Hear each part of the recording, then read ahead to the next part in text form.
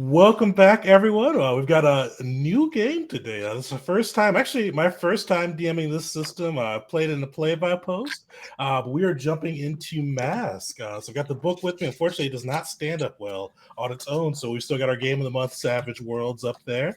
But today, I love superheroes. I know I'm usually known for playing Star Wars games, but trying to run all of this different superhero systems, and Mask was the only other one I've played. So wanted to get that one out of the way and get a fun game going with it. So we've got our crew with us today. In a second, we're going to introduce our heroes and kind of introduce the setting they're in. And for anybody that doesn't know about Mask, it's a powered by the apocalypse style game. It's a really fun one that puts the fiction first and gives like the players a lot of ownership in how the story will go. So it'll be interesting to see how our crew makes out with this and kind of what happens as they go along their journey as young heroes in the city of Halcyon. Before we jump into it, though, one thing I do want to give a shout out for is we do have our game of the month this or next Wednesday or 2 Wednesdays from now, the 30th of November at 7 p.m. We're running Savage Worlds. So we've got a pretty stacked crew on that side. They're going to be doing a little bit of a jungle mercenary mission. And as always, we'll be going through the key mechanics of the system and giving away a copy of the PDF too. So come through for that. Should be a good time. But yeah, let's jump into it. And one of the cool things with Mask is they have some like good session 0/1 questions that how to help you form your team. Before we get into the actual questions, I want everybody to kind of go around and introduce their hero and give us a little bit of the background with some of the questions they ask as you build your background. So I'm going to pick Berger. I'm going to pick on you first with these. May I please pass? I do not want to go first. All right. All right, Dave, I'll pick on you next with Gumi. All right, so Gumi is an alien from a galactic empire far, far away. Its name can't be easily spoken in English, so we're not even going to go there. It's just a galactic empire. That's all you really need to know. Gumi is part of the royal family of sorts, and part of their process of ascension, I guess you could say, is um, basically spending time on another lesser planet, acting as its savior. Generally speaking, this ultimately results in that planet eventually becoming part of this galactic empire. Earth is the farthest reach that any royal member has gone, so nobody's heard of us before. Um, so that's kind of why they came to Earth and why they're here. They actually have kind of fallen in love with the tenacity of humans, and Gumi doesn't really want to subjugate humans. So it'll be interesting when that comes to terms with this ascension process. Um, yeah. And by the way, my people want me to come home because we're coming close to that time to ascend. And I think that's all the questions for that. Nice. What are some of Gumi's powers? So Gumi is the outsider template. So just from get go, from the way that Gumi looks, is very non-human. I decided to go pretty extreme with this. Fourth wall here, Gumi looks like Ditto from Pokemon. So it's pretty much just a purple squishy that can transform as part of their powers. I can also fly. Um, and I have telepathy and mind blasts. So those are my powers. Nice. All right. Sanguine, you're up. Oh, actually, no. One last question. So, what does when Gumi's not part of the Luminaries, working to save the day? What does Gumi do? How does she integrate in, or how does he integrate into human society? Well, a number of ways. Gumi uses their shape shifting abilities to just basically be a mimic and act like everyday objects to just kind of people watch to learn as much about human society as possible. This results in a very, shall we say, fractured picture of what pop culture and historical things might look like because it's just whatever little snippets that Gumi happens to glean as people are talking and walking by or sitting on them as a park bench. All right. Sweet. Sanguine, you are up for real. I am Sanguine, a vampire. I was raised inside of a tube for decades. Only upon my escape did I begin to learn who I am and why I am doomed. Because I'm playing the playbook of Doomed. Sanguine is I look like, I mean, I look kind of like a most of the time I look like a person, but when I transform and go ballistic, I look like a demon with the wings and the horns and just all of the evil that's there. I just look monstrous and terrifying. Sanguine is a loner who does not trust people and is actively seeking to figure out what he is and how he came to be. Why was he created? What did the scientists who made him want from him? And where will I find them? Since when I broke out, I did kill everyone in the establishment. I absolutely went on a rampage and killed every single person in that place. So I don't know if there's anyone left alive to help me figure out who I am or how I was made. As far as powers go, I have the powers transform. I have super strength and speed, and I can feed on the living. Nice. How does Sanguine interact with society? I mostly try and stay out of society's way. My sanctuary is a cave just out in the middle of nowhere. It's hard to get to. I mean, if you can find it, there's no security. There's nothing, but it is hard to find. And I spend a lot of my time there when I'm not being, when I'm not actively like working with the team to help them deal with bad guys. Nice. Sweet. So our last young hero, Dees. Tell us about Dees. So, D. Smith is this. Where to begin?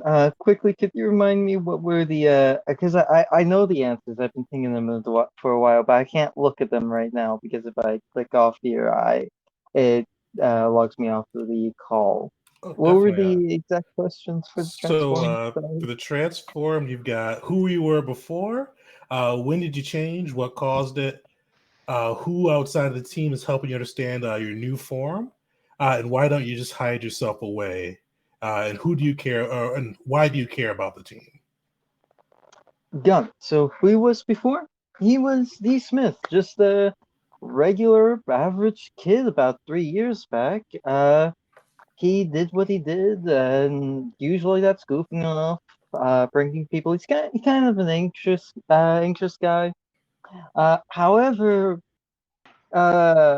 he took some volunteer work even at that young age. Got a position as I forget what they're called, but like intern. That's it, Oh, at this big corporate hospital, and he I accidentally got put on some shifts covering for some people in some of their lower levels with a more dangerous stock. And when they were trying to figure out how to cure a bunch of diseases, he accidentally fell into a vat containing like this vat.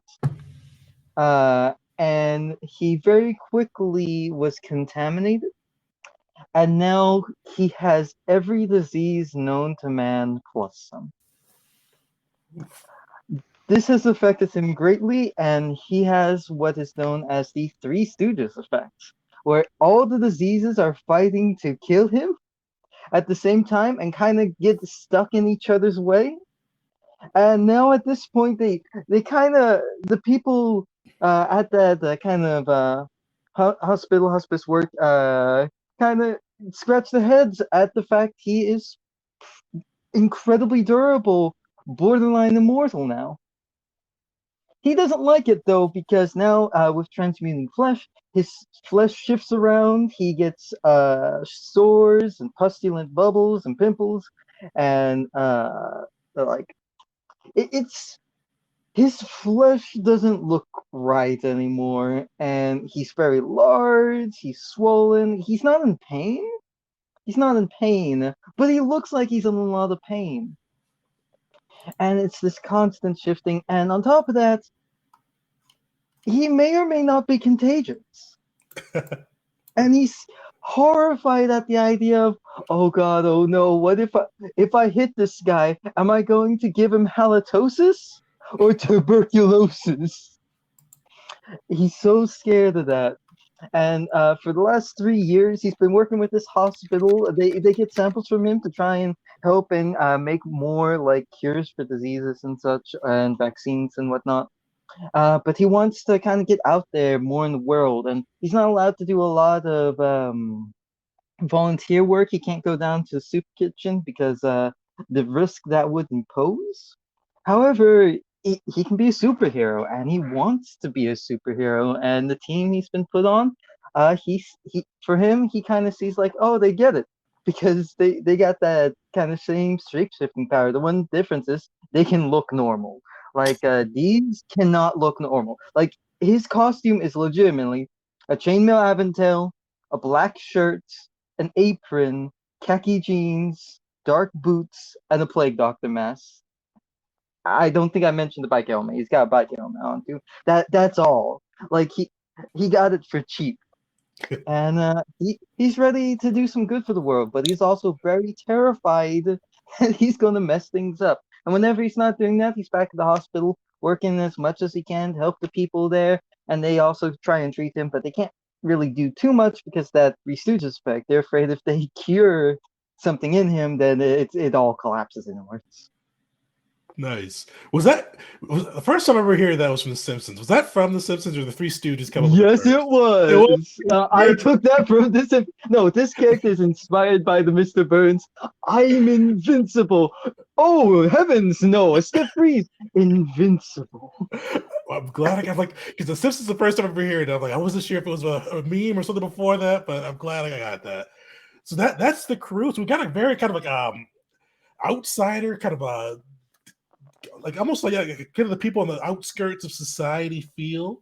The last thing we're going to do before we actually dive into the game is we're going to see how these three unlikely heroes came together.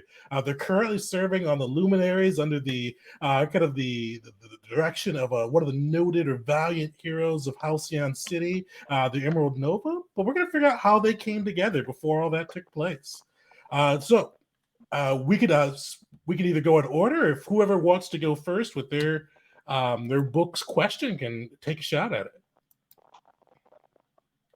Each of the books has a question. I'll read those out too, give you guys a second.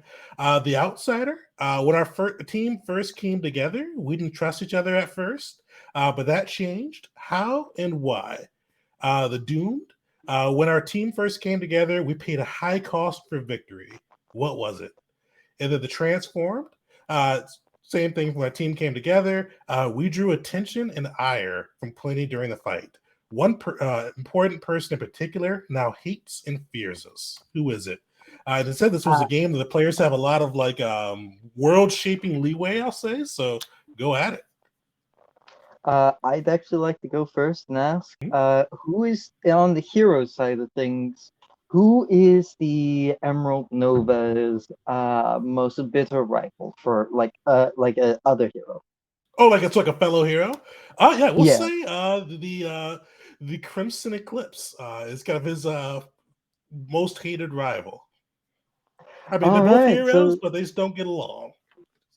Yeah. So if it's alright if everyone else, just like the idea of half of like why the Emerald Nova may like us as a team is that the Crimson Eclipse hates us because we wrecked a lot of his stuff when we first came together. Like we probably destroyed the car, wrecked the building, uh, contaminated some evidence, just completely just ruined this guy's day when he was off saving someone else. Like when he got back home and saw his stuff, like he was very upset. So it sounds like you guys somehow stumbled into the Crimson Eclipse's hideout and just kind of started wrecking stuff in your fight with whoever you're up against. Yeah. All right. Sweet. So who wants to go next? I'll take it next. All right. All right. So when our team first came together, we didn't trust each other at first. That was largely because, I mean, you just looking at us, we're a group of misfits. I'm an alien from outer space that doesn't understand human society at all. When we first got together, we have the dark and gloomy emo kid over there, and the hulking Ugh. mass of disease. How could we possibly come together to work as a team? And because of that, we were very dysfunctional, and to play in with D's a little bit. Sometimes we got into a tussle, and because we weren't very organized, a lot of extra shit got broken, and we like to blame it on each other. So we were a very dysfunctional team initially. However, we eventually came to understand each other and what we were kind of doing as a team, and just I think we had a coming together of what's the word I'm looking for? A meeting of the minds, where we just kind of sat there and beat the shit out of each other for a few minutes before we finally were just like, you know what, you actually aren't that bad. And then we finally started to actually let our guard down and talk to each other about our experiences and kumbaya, and we got gloomy emo kid to smile for half a second. Just that half a second, though. Lies. So Vicious Deceptive.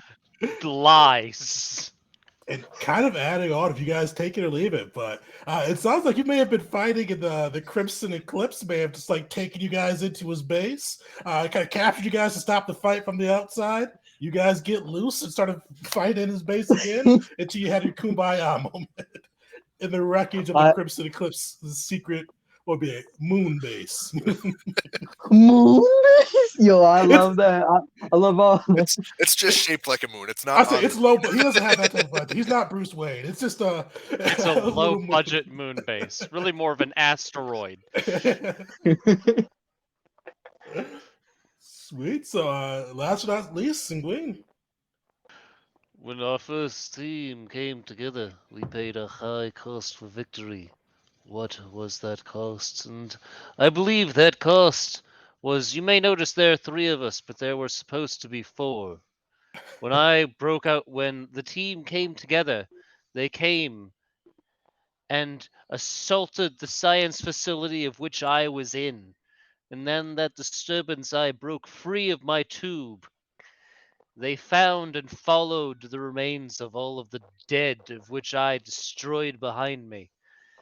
Their leader, their former ally, found me and rightfully saw a monster. I prevailed. And that was the cost.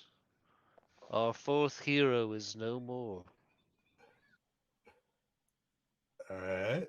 Definitely add those trust issues there. Perfect. Well, after you guys kind of had your assault on the Crimson Mask or Crimson Eclipse base, and eventually had a mission and encountered Sanguine, you guys became a group, and probably to keep you guys focused and out of additional trouble, the Emerald Nova took notice of you and put you on the Luminaries. One of the teams designed to nurture young, talented heroes or people with superpowers and put them on the right track to be able to serve Halcyon City and fight for the greater good. The devil you know, as it were. And then so we'll kind of zoom in. So we're in Halcyon City, a city that's A metropolis that's ripe with opportunity. A spot where you could see a superhero flying above, chaotic brawl with villains on the street, and even an alien or two on the ground, and not be too surprised. It's just another day in the big city. This is a city where superpowers are common and have been so for, throughout the ages, with the Golden Age superheroes powering the way, and all down to the modern age. We've got a new group of superheroes trying to live up to the title.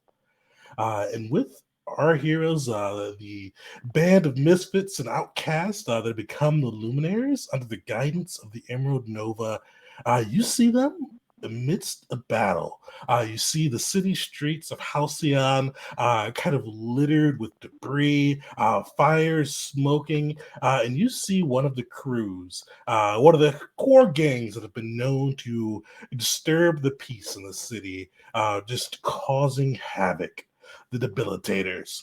You see these old men equipped with cybernetic enhancements, and were attempting a bank robbery before the crew got in their way, and it's been a pretty vicious brawl so far.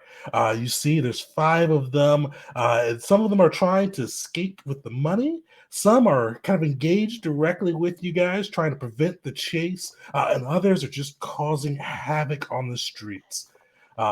So with this, there's no initiative with the mass systems. You guys kind of go as you have an idea. What do your heroes do as you see this scene breaking out in front of you?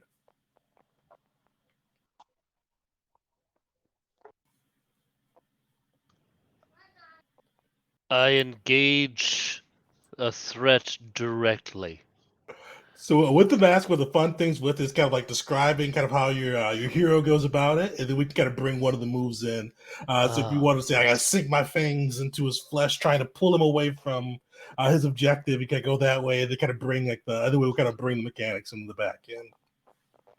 I see a group of these idiots, and I charge directly into the center of them, heedlessly, with no concern for my own well-being, for I am doomed anyway, and darkness will consume me. It is only a matter of time. Perfect. Roll direct engage, which is danger, I believe.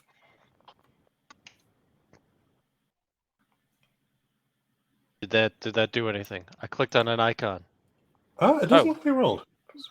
Let's see. Situation. Let's see how does There that you go, work out? 9. So we should listed out the things. Oh So no, it does. Okay, cool. yeah, so I rolled 9. That's a hit. So with this system, you always roll 2d6, and then you add your modifier to it. 10 is like a perfect hit. Everything goes well for you. A 9, there could be a drawback. So I included this in the basic rules piece, or basic moves, I should say.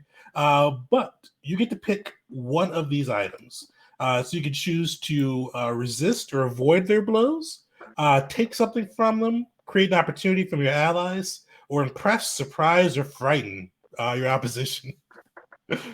I will frighten the opposition, for I am dangerous.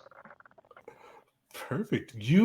How do you frighten them? How do you cause that fear as you pop onto the scene? I just flaunt my demonic appearances, make as big of myself as possible, and I dig into my enemies with my claws, tearing their flesh away. It's a gruesome, vicious scene, and just to look upon it would induce terror among any normal human being. Nice. So you see them panicking. One of the guys that was running continues to run and just in fear. You see his cybernetics like bolstering up. He runs right through a wall. You see him start breaking through property and just kind of bursting through walls as he continues to run in fear from the panic he caused from him, causing a little bit of silly damage as he goes. To try and catch that guy as he's running, Deez, who is also known as Midas Touch, is going to try and He's probably can't catch up to him, but what he's going to do is he's going to try and make him slip. And how he's going to do that is boils and bubos will start to just grow upon his arm, and he will take his other hand, like all this growing on one forearm. He'll take his other hand and just smash it. So just pus and bile sprays everywhere for him to slip on. Nice. That sounds like unleash your powers. So, what's unleash your powers? I think that's free. Freak! Yep, I think That's my best one. And I believe no, that'd be engaged threat. Never mind. So yeah. Oh yeah. So let me roll that for you. Sorry. No worries.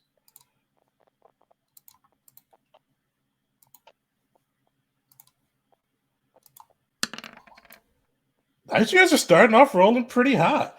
So you got a 9 as well.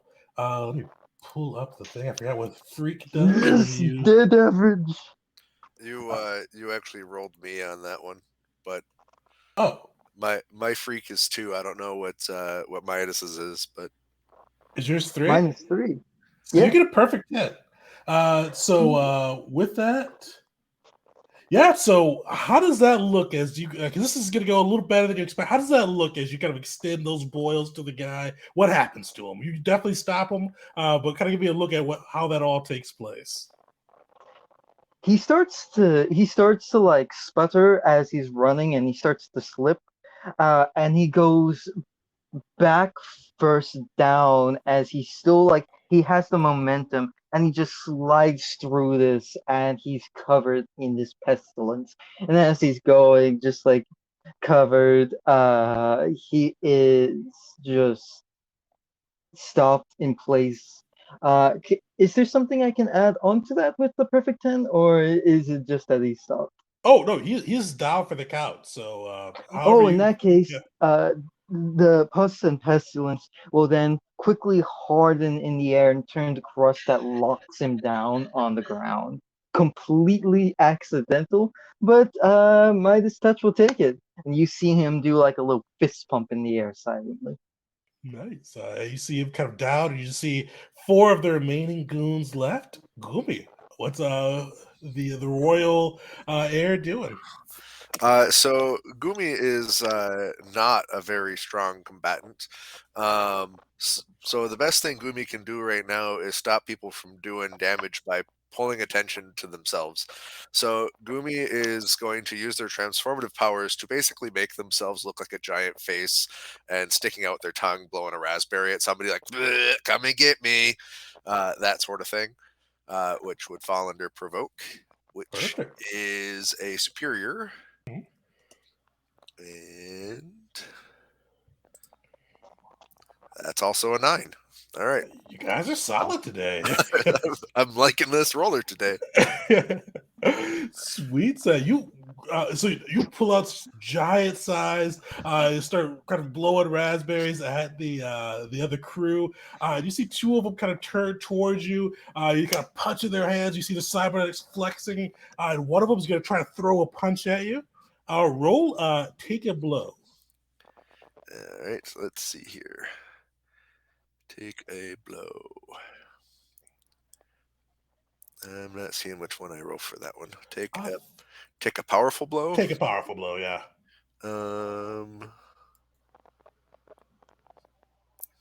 It should Okay, be like so one of the top right corner. I thought. Let me pull up a sheet real quick.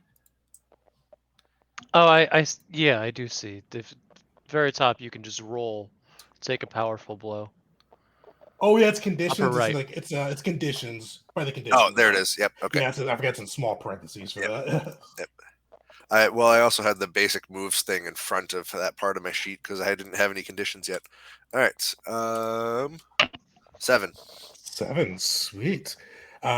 So you get to make a choice on this one. Let me make it bigger so I can actually read it. You take a powerful blow on a 7 or 9. You choose one. You lash out verbally, provoking a teammate to foolhardy action, or take advantage of your influence to inflict a condition. We don't have anybody with influence right now. You give ground, giving your opposition an opportunity. or you struggle past the pain and mark 2 conditions. I will. Gumi will give ground. So Gumi will like just take the blow and basically bounce off the wall behind them. So as you kind of give ground, they're going to take that opportunity to sneer at you. Little alien wasn't ready for the big leagues. And what they're going to do is they're going to try to alter your labels, shift your labels. So they're going to bring your danger down by 1 and shift your mundane up by 1. Do you take that, or what do you do? Do you take that, or do you try to resist? I guess I'll try to resist. All right. So for resist on this one, it'll be in your conditions. One, if you want to look at it yourself. I didn't mean to close that window. And with that, I believe you make a mundane roll, but let me make sure. Shifting labels, rejecting. So yeah, you roll. Is there like a reject one on the thing? There's reject influence. Oh yeah, then roll that. That one? Okay. Yeah. That is a 6. So I failed that. So that is a straight miss on that side. With missing that, the words are going to hit you hard.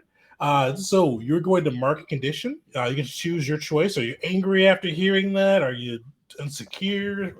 Your choice. It's your character. And I'm going to adjust your label. So you go down in danger and up in mundane. One each way. Yep. I did that one already.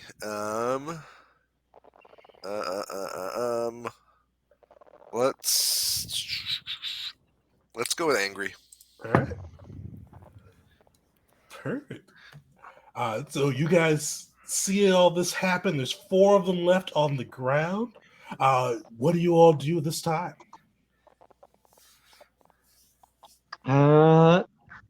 So Midas Touch, he's seeing one of his teammates kind of get bounced off a wall, and he's not for that. So he's immediately kind of charging in, getting between that, and he's going to engage the threat directly as he basically cracks his forearms together, and he just kind of starts moving towards this guy threateningly.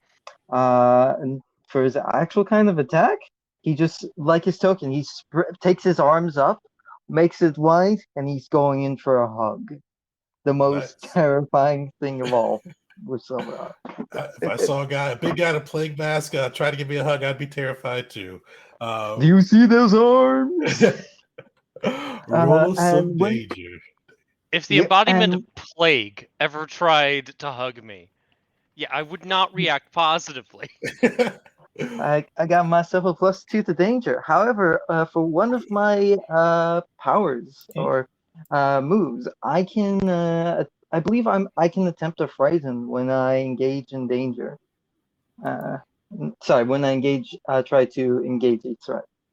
There's a downside to it, but I don't remember off the top of my head, unfortunately. Okay, let me see. So you directly engage. Yeah, so you can. Oh yeah. So when you not human enough. So when you directly engage a threat in a terrifying fashion, you can mark a condition to choose an additional option, even if you miss. So you get to declare that after you see your roll. Like if you miss, you can get one of them. If you hit, you can get all of them or get more of them. Unless you get a 10, and 10 you're good. All right, I know exactly what it's going to be. All right, let's see. So I'm going. You're getting 10s. You got another 10. You got another. So you know what? I'll do that even. So that's 3 stuff on this guy. All right. So which condition would you angry? Guilty. Oh, guilty. Okay. He feels very guilty about this. Because in his mind, please don't be terminal. Please don't be terminal. Whatever I'm giving this guy, please don't be terminal. And he wants to terrify this guy. He wants to make this guy rethink his life choices and decisions, how he got here. He wants to also make though he's giving him a hug, he's giving enough leverage to just like back down, like put his hands up, like, no, I'm done. Give me, just take me in. Just take me in. All right, Can I yeah, do it again? you take down. With Ted, I'll say you take down one of them, frighten the other. You leave just two of the guys left on the space. As you kind of go full monster on them.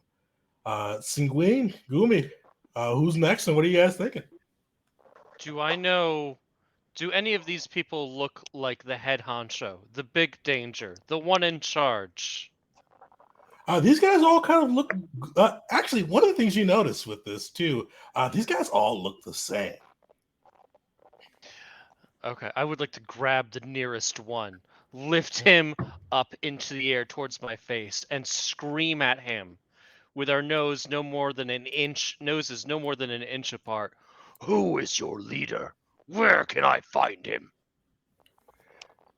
All right. Oh yeah. So that'd be pierce the mask.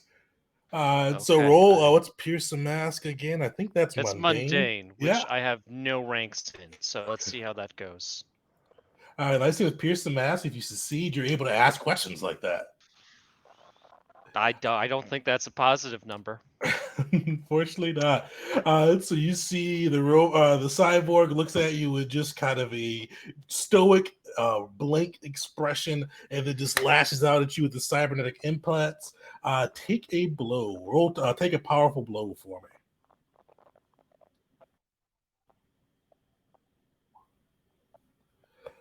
All right. So with that, so where does that go? So you get to make a choice again with the take a powerful blow mechanics. You can, because you got a 7, you could choose to lash out verbally, give ground, or struggle past the pain and mark 2 conditions. I'll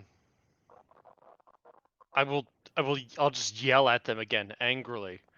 You think I can hurt me? I am death.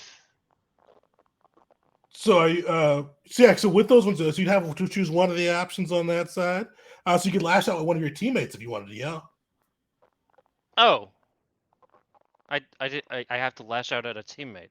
Oh, so you can. So you have 3 choices. You can lash out at a teammate verbally, give ground, giving your opponents an opportunity, or struggle past the pain and mark 2 conditions.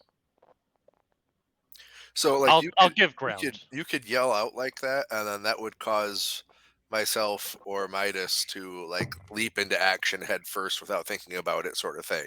Mhm. Is what that first option is. You're not turning around and yelling at Gumi because Gumi is a stupid, useless pile of goo. Oh You're- no, yeah. Okay.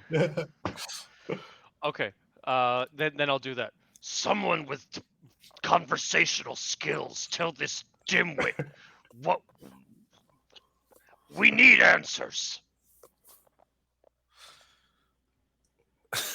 And that's all I communicate because I rolled badly to try and get information the first time, so I'm just all flustered and angry. Over in the back, you see Midas immediately look down at his feet, like, oh, I got to talk to someone. Well, Gooby, you are up first. Are you going to be recklessly inspired at that point? Yeah. So Gumi, while Midas was getting him out of trouble, went ahead and called out his Kirby craft. If you're paying attention to the background, you'll see that I have some sort of robot in my background now. That is my Kirby craft. It's basically a mech suit that I go inside of. It's intended to be more intimidating. It's just really fast and sneaky. So Gumi was intending to go run off to try to catch the people running away with the money stealthily, but seeing as Sanguine is yelling for help, he's gonna go over there instead. And what am I gonna do? I am.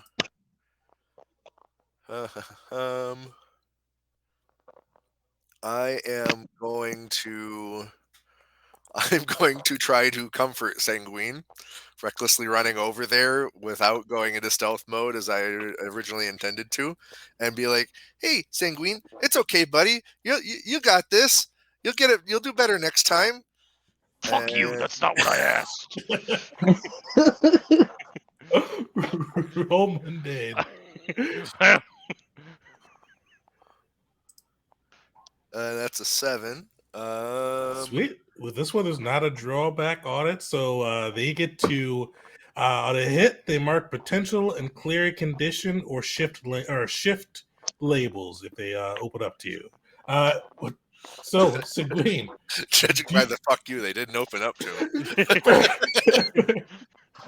I don't need no comfort. Stop touching me. I am death. so we'll say you just mark a potential there. Seguin. Let's say. Or remove one of those conditions, but you didn't pull I one of mark the a conditions, so potential. never mind. I don't know what that means, but I mark a potential. I'll read the rule book to see what changes. Depending on how bad you guys roll today or how much comfort you guys give to each other with potential, you guys, that's how you level up in this game. And if you roll, that whoever rolled a 4 should have got a potential for that. I forgot to mention that. Yeah. That was Gloomy. You get a potential for that. No, I rolled a 4. Oh, you had 2 potential then. I forgot how many. I Yeah, got 2 potential. Let's say I got up to 6 earlier, so that was a miss as well. So Yeah. yes, I also have a potential. I'm growing despite my friends. So as you see Goomy give that comfort, you see the world around you freeze. And you see it begin to like dematerialize bit by bit. And you see yourself in a large metal room. The holograms as they disperse, and you see your mentor standing in the center. And for some, he gives a happy look. These you get like a pretty good nod of approval. Gumi and Sanguine, the Emerald Nova just kind of looks a little bit exasperated and slightly disappointed as he looks your way. And he goes, "How do you all think that went?" Well, boss, I think it could have been better. But Bad simulation. none of us, Anything alive would fear me and give me the answers I need. This nobody stupid died. cybernetic wouldn't respond. You need a died. better programmer. Midas will like shakily raise his hand. Like he's very big. He's a very big dude with his transformation, and he will shakily or like raise his hand for a question. You see, kind of, he was like rubbing his eyes as Sanguine talked, just doing his best not to sigh. But he looks up and goes, "Yes, these. Oh, actually, hold on. These is that like disease?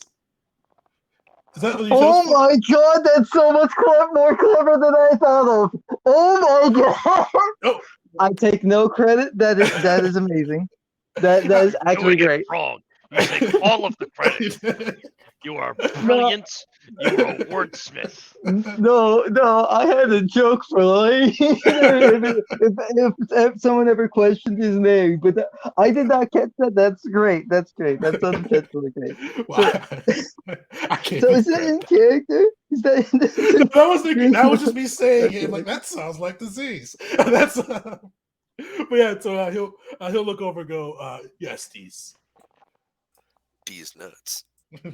Oh my god! Yeah.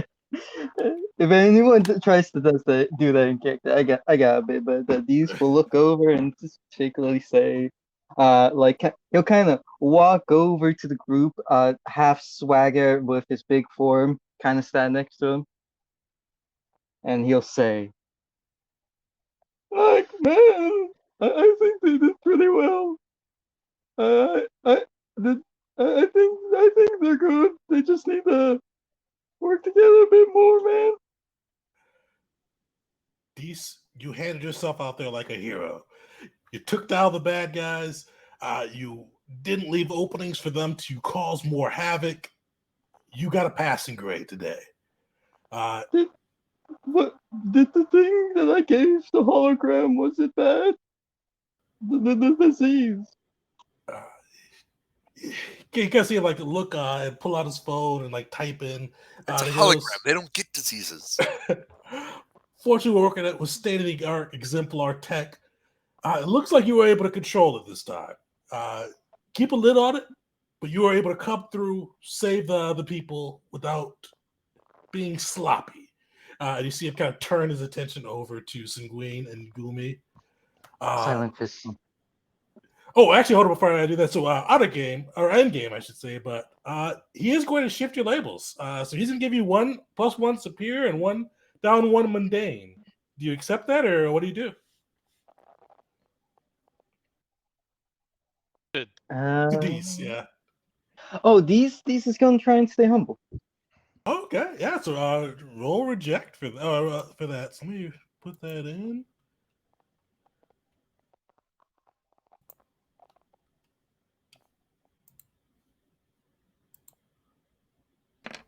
All right.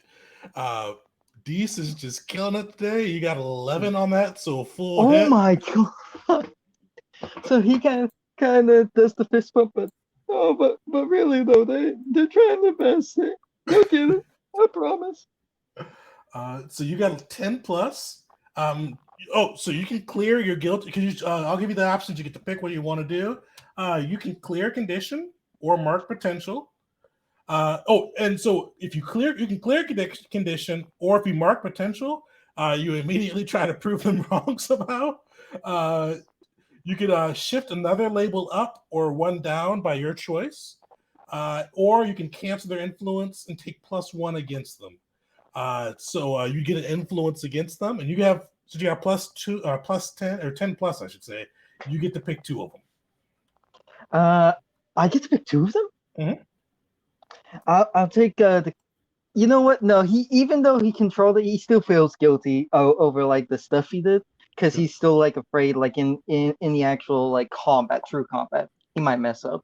So keep that guilt. But what he's going to do is he's going to go with 1 influence over the Nova, and he's going to defend the screw, and he'll point to Gumi, just like Gumi tried to keep their attention away from the civilians, and even when they got cornered, when the Count here needed help, they went straight to him. Gumi did great, and the Count, he was pretty brutal, but he did try and get information this time instead of just crushing his head like a soda can. I'd say that's a step up. And I have something on my sheet. I forget the exact name, but it's kind of sad. But what it is, when I go to comfort someone, I can use freak instead of mundane if I'm talking about something that he's slightly envious of. And he is envious of their growth. And not envious, but like he is very proud of the growth and kind of wants that for himself, though, as like a team. So if I can, could I roll freak to try and convince the Emerald Nova? Yeah, sure.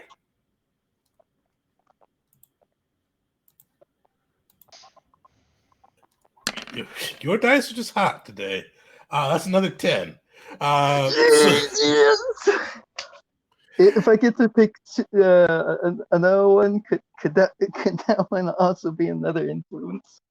So this one wouldn't be it. Oh, no, this one wouldn't be an influence, but because basically what you're doing, trying to convince them on that side, is you're doing kind of a pierce the mask on them with that. So you basically want to try to convince them on that side. So you get to pick 2 of these. You can ask them another question. Like, what are you really planning? What do you want me to do? What do you intend to do? How could I get your character to? Which is, I think, probably how could I get your character to be convinced that Gumi and Sanguine did a good job? Or how could I gain more influence over you? This will be like, as I said before, how can I convince you that they're doing good, but also how can I convince you to get more influence? Not just and this influence not just generally for him, but as a team as a whole towards Nova. Like, how can we keep the improvement road? Perfect. And so as you ask these questions, it's kind of like more like you kind of get insight into their characters, so now you're asking them directly. But yeah, with Emerald, so it's more kind of like a behind the scenes piece as you kind of pierce into their psychology. Yeah, so with this, you realize Emerald Nova to gain more influence with him. He's just looking for a solid team. He's wanted to develop you young heroes, but he's got a little bit more of an outcast team than he expected. So kind of solid hero work, not frightening civilians, and just a little sloppiness will definitely kind of put yourself in his good graces. If only we hadn't killed our other member, he was going to be our normie of the group. He shouldn't have come at me like that. Sweet. So you guys see. I do regret murdering him, however. That was... Had I not been in a blind rage fueled by an escape and being tormented and imprisoned for decades, I might have let him live. And, you see, as Dees kind of makes that compelling argument over to the Emerald Nova, he kind of nods and goes, I guess you guys did all right. Gumi, make yourself big in the target and see keeping them free of the civilians. That was a good play. You took a bit of a wallop on it, but that was a wallop one of the civilians didn't get hit with. So may not be the best hero work, but that's a hero. You took the blows at and protected the civilians. Seguin, yeah, you ran right in there, buddy. You just flew right in. You scared one of the guys half to death. It'd be nice if you could have kept him close, but hey, you moved in there and got the threat to start leaving. It did cause some property damage, but hey, you're not afraid of the ball. You went right in there. It's a landlord's problem.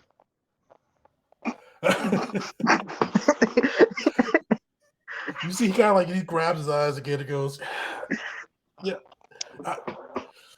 you know how this works, right, buddy? We're heroes, but we cause too much property damage. Big business comes after us. Big business comes after me. Big business dies." I've got a very level head on my shoulders, as you can tell. You see everyone over just kind of nods and goes, well, good luck to you, buddy. Hopefully you're not on my insurance when that happens. But so each of you guys, so Sanguine, he's going to try to bring your danger up, superior down. Gumi, he is actually going to try to bring your mundane up and danger down. I accept those changes. All right. Danger down will bring me to -3 danger. I'm going to try to reject that influence. Sweet, so roll reject. That's a 9. Nice. So I gotta keep that up. So with that, you can choose one. You can clear a condition or mark potential. If you mark potential, you have to immediately prove them wrong. Shift one label up and one label down of your choice, or cancel their influence and take +1 against them. I'm going to clear my angry condition. Nice. Perfect. Well, you see, he goes, that's enough training for today. You guys, overall, good job. You guys are shaping up much better than when we first came together. But your true trial is going to begin soon. One day you guys have to be back out in the streets doing some good hero work, and maybe I won't be over your shoulder. And I just want to make sure that you guys, and he kind of leans closer. You kind of see you try to be genuine as he leans in and like a friendly, older presence, and he goes, you guys know how you are. You won't make the best media presence, and people won't gravitate towards you as much if you don't put a little bit of polish on it and do some real strong hero work. Because you guys, coming on the scene, people may think you're the villains. And that's unfortunate. Because people should be prejudging you like that. I know. So you just got to be your best selves out there. I believe in you, but just... The city will be grateful when the enemies fear me and the crime rate goes down. They will be grateful when the crime rate goes. I agree with that statement. The crime rate goes down. Don't tell him that. Don't kill the criminals. Silence, coward! Yeah, you guys see his face drops. Yeah, not killing the criminals. Not killing. Frightened? Yeah, all the criminals should be afraid. Flash a smile to the cameras up, and then you'll be good. I shall endeavor to tear them to pieces with non-lethal damage. That's a step in the right direction. Yeah. If you take an arm or a leg, they'll survive. Usually, anyways. They might bleed out before help gets there. Yeah, that's usually the case. They need that to survive. But Scab Boy over here can put some pus on that and seal it right up for him.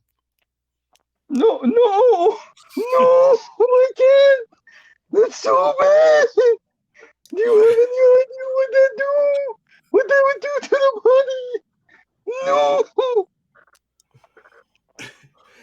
You see, once again, Ibranova's it's just like, yeah, okay. I need a drink. You guys are done for the day. Blood wine. I'm gonna pass. You kids stay out of trouble. Next training probably will be like media relations, how to talk to people. Just practice that a little bit. But until then, you're free to go about your lives.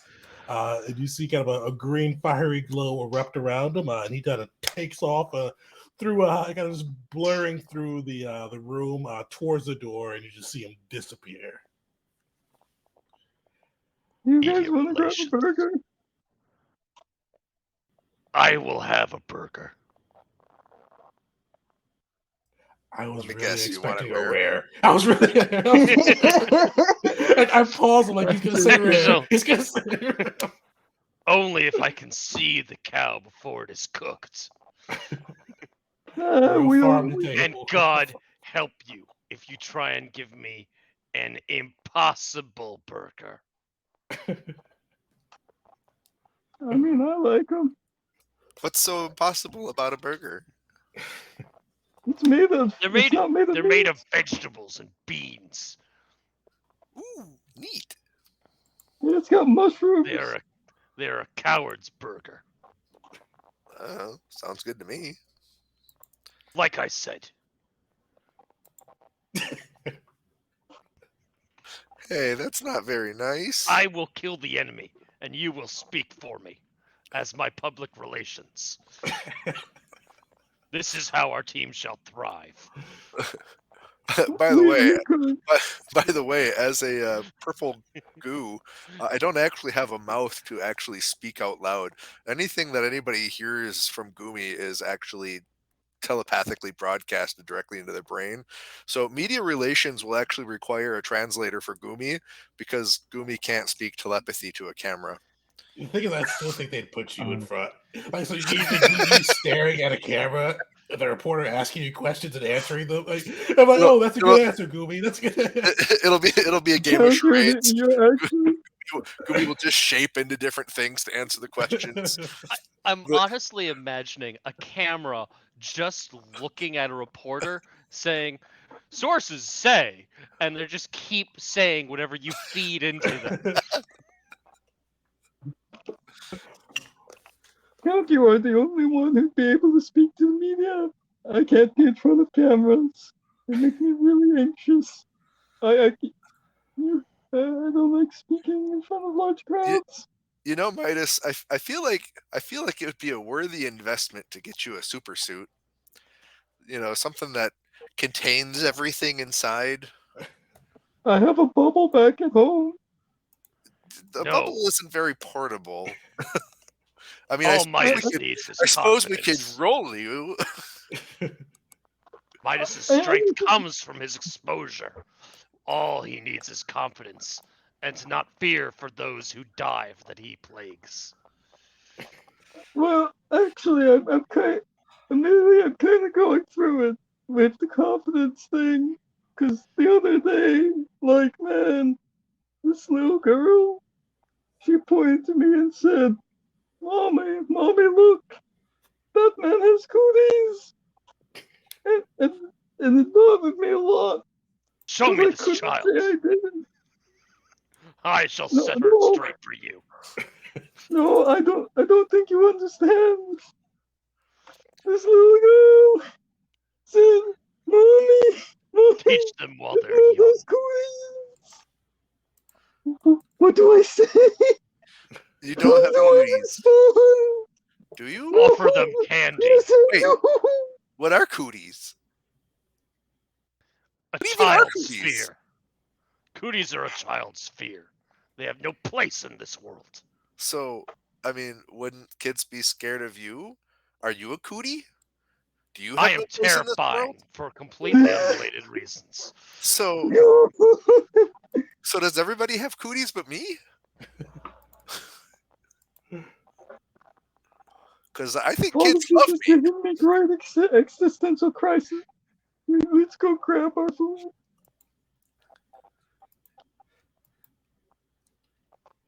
I grew Yeah. bored with this conversation. I think food's a good idea.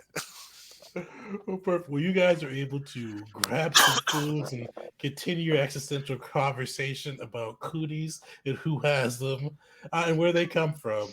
And you're able to have a pretty uneventful night afterwards. We'll take a quick break there. I'll come back, let's say 9:20. I'm going to grab another beer and we'll go to the second half of the adventure.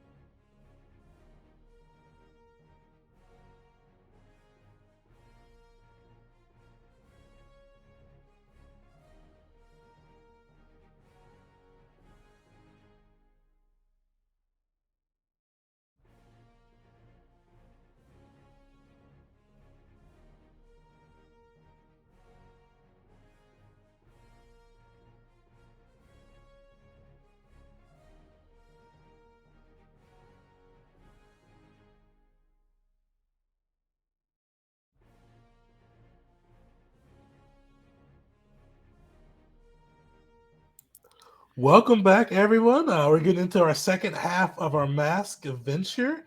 Before we jump into that, one thing I do want to shout out, I mentioned it earlier, but join us November 30th, Wednesday at 7 p.m. for our Savage Worlds game, our November game of the month.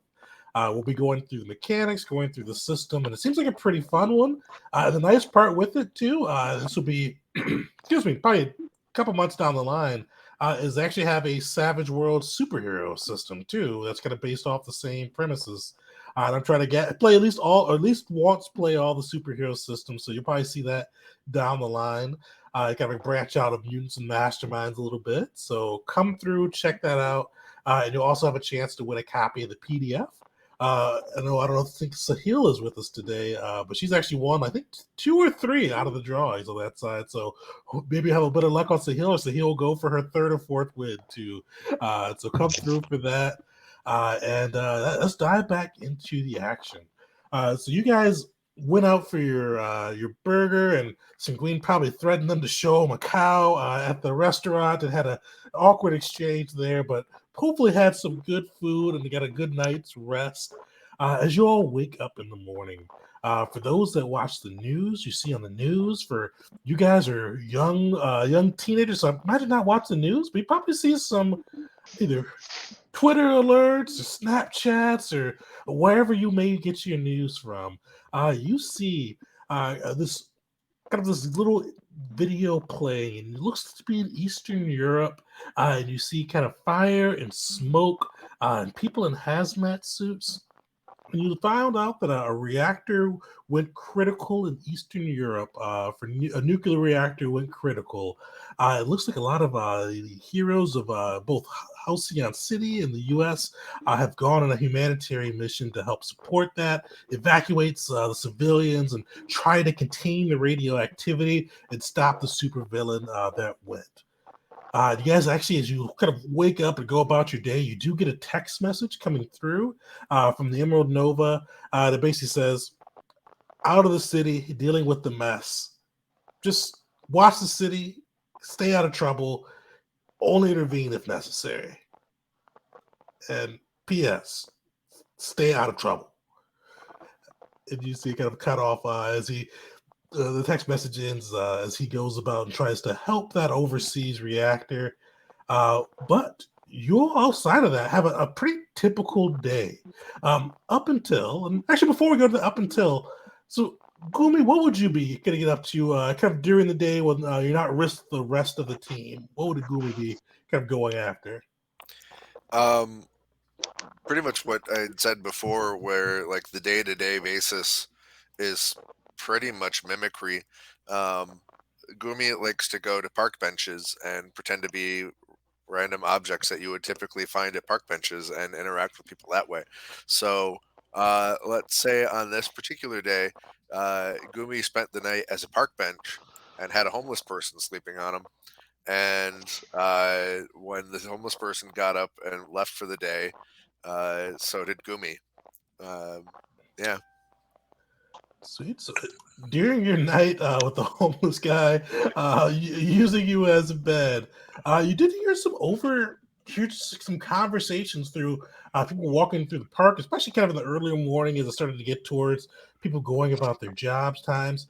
You've been hearing a little bit about a crime wave that Halcyon City has been hearing, mostly from kind of passersby.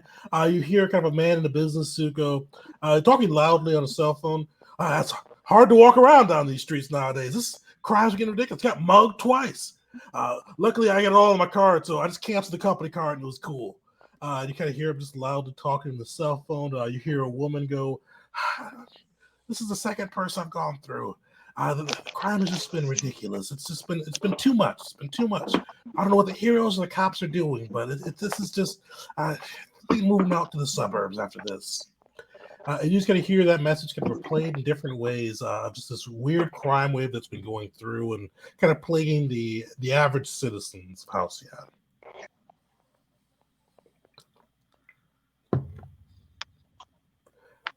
Perfect. I had a question. Did Gumi overhear any conversations between the homeless man and the homeless man? And did he generate a blanket to put over him while he slept. The homeless man definitely talked to himself. A lot of conspiracy theories. Especially, I don't know what would conspiracy theories in like a superhero world sound like. I thought it'd be just like mundane stuff, like the IRS is tracking you and just Well, random things like that. It'd probably be about how all the superheroes are bought and paid for by the big corporation to protect the big corporation's interests and not the average people, which would line up perfectly with the crime wave that you just mentioned. And did I produce a blanket for the homeless person? No, I did not. I was a park bench. I was a park bench. He just happened to lay on top of me. It's not like I invited him onto my lap. You already gave him a bed. You don't need to give him a blanket. I didn't know how. I had a thought. Plus, as a living thing, I have biothermal reactions, so it was probably a pretty warm park bench in the first place. Fair. Well, as you kind of hear that, you also, as this kind of goes down and you kind of spend your morning imitating different objects, you hear a loud explosion from city center. But we're going to cut over to Dees next. Dees, how do you spend kind of your morning, your day before the event ensues? All right, so here's what he does. He goes to sleep and wakes up in a kind of sterile bubble. When after that, he goes over. He fills some bottles, takes some pills. He grabs his food. He's usually not allowed to eat solid food. That's why he likes going outside. He can sneak some solid food in. So he gets himself a shake. Goes back into his bubble. Probably watches a movie. Watches the news. And from there, a doctor would probably come in, say, "Is this the room of these?" And he would have a very bad time from there. And then from that, getting the text message, he'd go on and work in the hospital in the lower levels, helping out wherever he could. As you get to the hospital, the lower levels, you see it's quite a bit fuller than you're used to. A lot of people kind of with coming in with stab wounds, but the thing that kind of triggers your mind a little bit as you see these coming in, especially with the text message you'd seen from the Emerald Nova and watching the feed from Eastern Europe. You see a couple people coming in with radiation burns, and that's probably not something you've really ever seen before in the hospital. Radiation? I'm the only one with radiation poison I know. This is bad. I should call the guys. And as you kind of think of calling the guys, you feel like the rumble and hear the loud sound of an explosion from city center, kind of almost shaking the hospital. You see the power flicker on and then off, or off and then on, and you see it kind of come back on steadily. But you see many in the hospital are panicking, afraid, and not sure what to do. But before we go into that, we're going to go over to Sanguine. Sanguine, what did you do? How did you spend your probably sleeping? What did Sanguine do today? Sanguine spends the majority of his day in silent meditation, attempting to repress his unchecked anger and aggression. And then, when he feels he's acquired something akin to inner peace, as a treat, he runs into the city and acquires some ramen and boba. That's how he spends his day. Not what I expect with the ramen and boba. I'm like, okay. I thought He's actually trying to get better. I like noodles. Round of applause. And I like the broth that they come in. I particularly like the little slice of meat they sometimes put in there, and the egg. The egg is great. And I imagine Sanguine probably have. I don't like the vegetables or the little pea shooters. I don't like those. And I imagine he probably has like a usual ramen boba spot, right? They know how to make good ramen, and they know what I like. Alright, so you come a little hole in the wall ramen spot. You got the owner there, like he looks like kind of like he looks around. You see, kind of he smiles, looks around, and is happy to see too that there's not a ton of customers.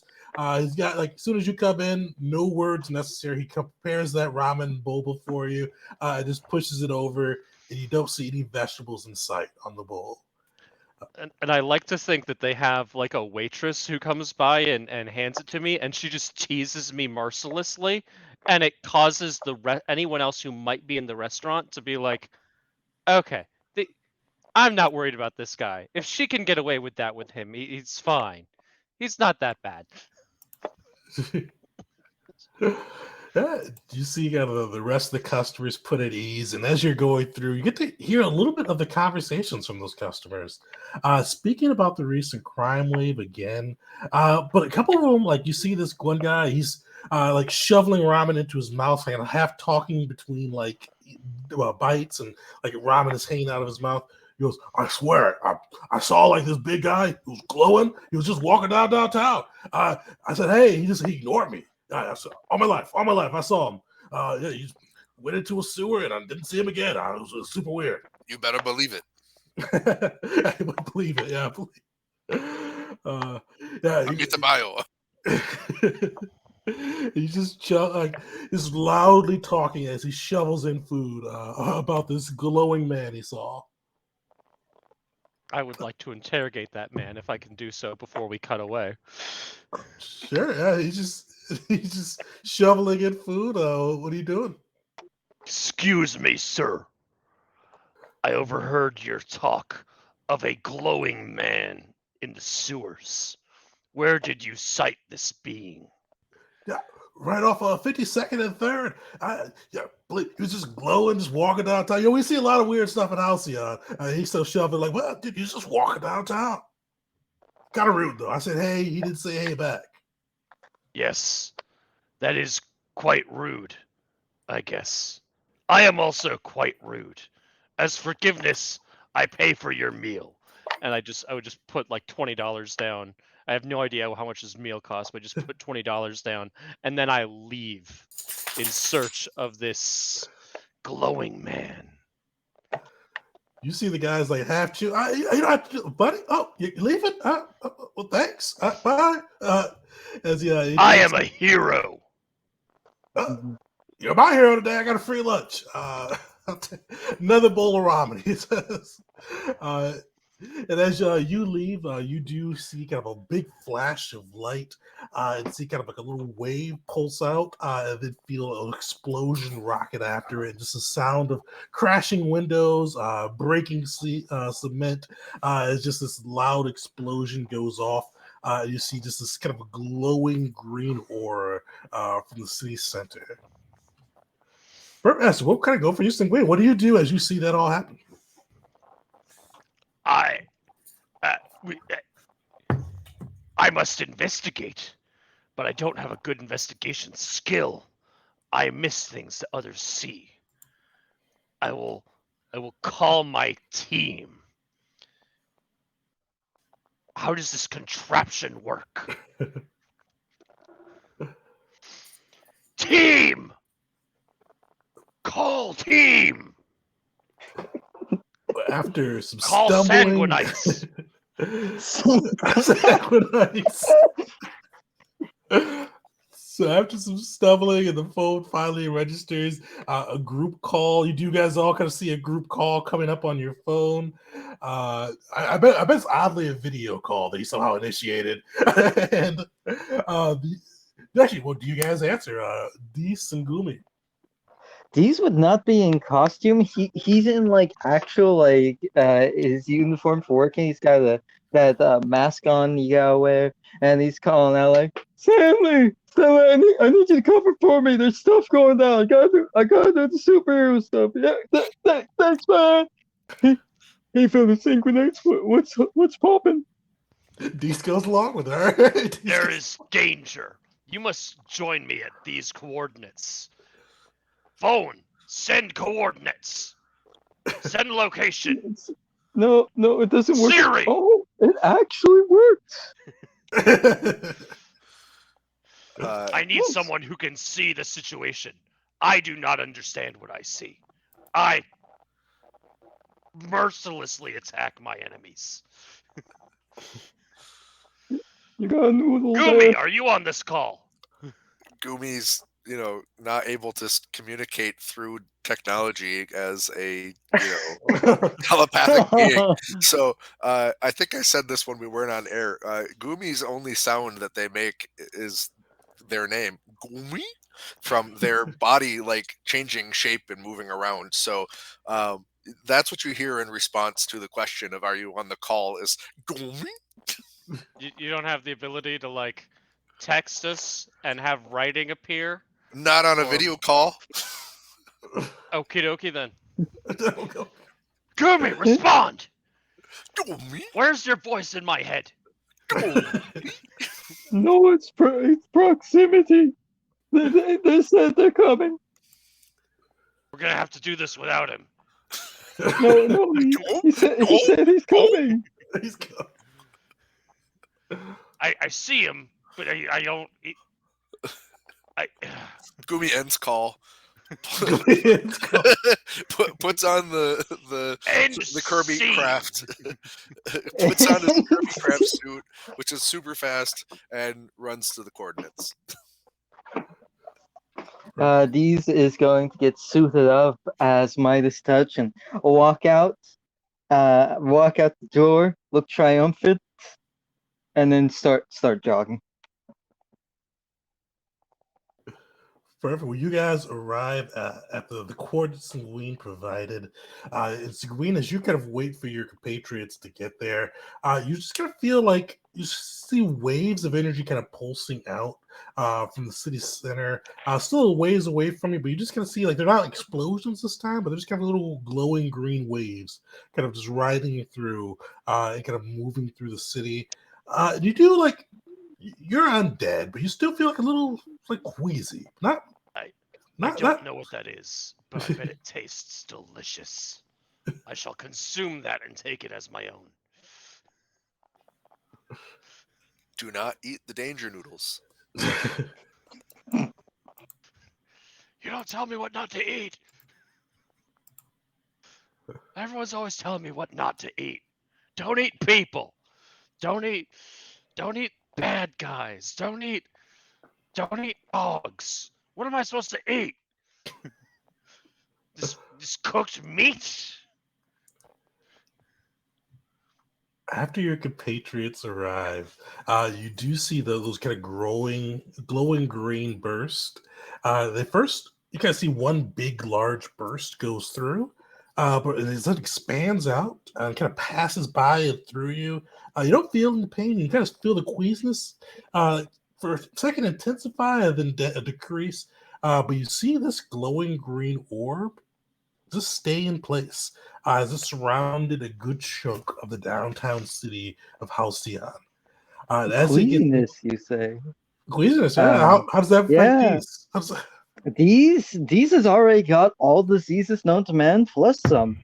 Could I roll Unleash Power if this is causing queasiness to kind of power up these a little bit? More radiation sickness. Sure. See if they have a little amp as get a little bit more sick. Invincible.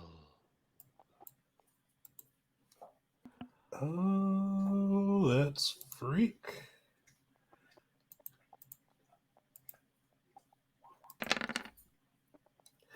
Your roll continues on this side. 9 for that, which is for Unleash Powers. I think usually pretty good. Yeah, so on a 9, so it's unstable. So 7 through 9 is unstable. So you unleash this, you kind of gather in the radiation and kind of the queasiness. You kind of bring it inside yourself. You do feel a little bit of an amp, and you kind of feel stronger for a while. But you know it's gonna come back on you. So it's gonna be a little bit of a shift. So we're gonna bump your danger up, but eventually it is gonna shift down. And both your danger and freak will decrease. Do you accept that?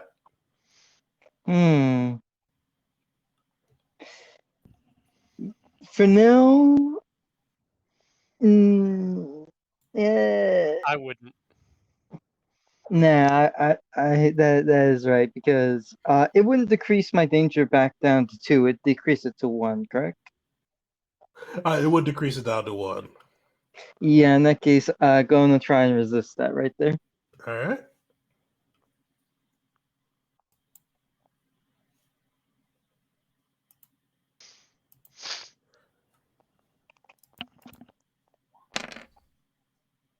And you resist it. So you feel that kind of the power increase, but you do feel it'll be kind of temporary. Decide to just kind of go with your usual miasma of sickness that follows you around. Hey guys, there's a lot of radiation sickness in the air. Are you too good? Fine. You're looking a little green Going around to the kill gills. that radiation sickness. Man, I need to educate you. Come to the hospital. Actually, no, don't come to the hospital. I will I'll join bring you some at the material hospital. to you. No, cleanse please your do ward. not. Of its No. sick and weakly. No. I think I'd like to have That Gumi was a attempt to use alien tech to alter a human device to create some sort of shield against radiation. Sure. So the move is alien tech. When you alter a human device with your alien technology, roll on freak on a hit. You create a device that can do something impossible once and then fizzle. When you roll a 10 plus, choose 1. It works exceptionally well, or you get an additional use out of it. On a miss, the device works, but it has a completely unintended side effect that the GM will reveal when you use it. So I don't know if that's really applicable to make a radiation shield effectively. I don't know how you would consider that for single use. Definitely. So kind of be used for this adventure. So I think that would count. So yeah, go for it. So what do you change? What human device are you changing?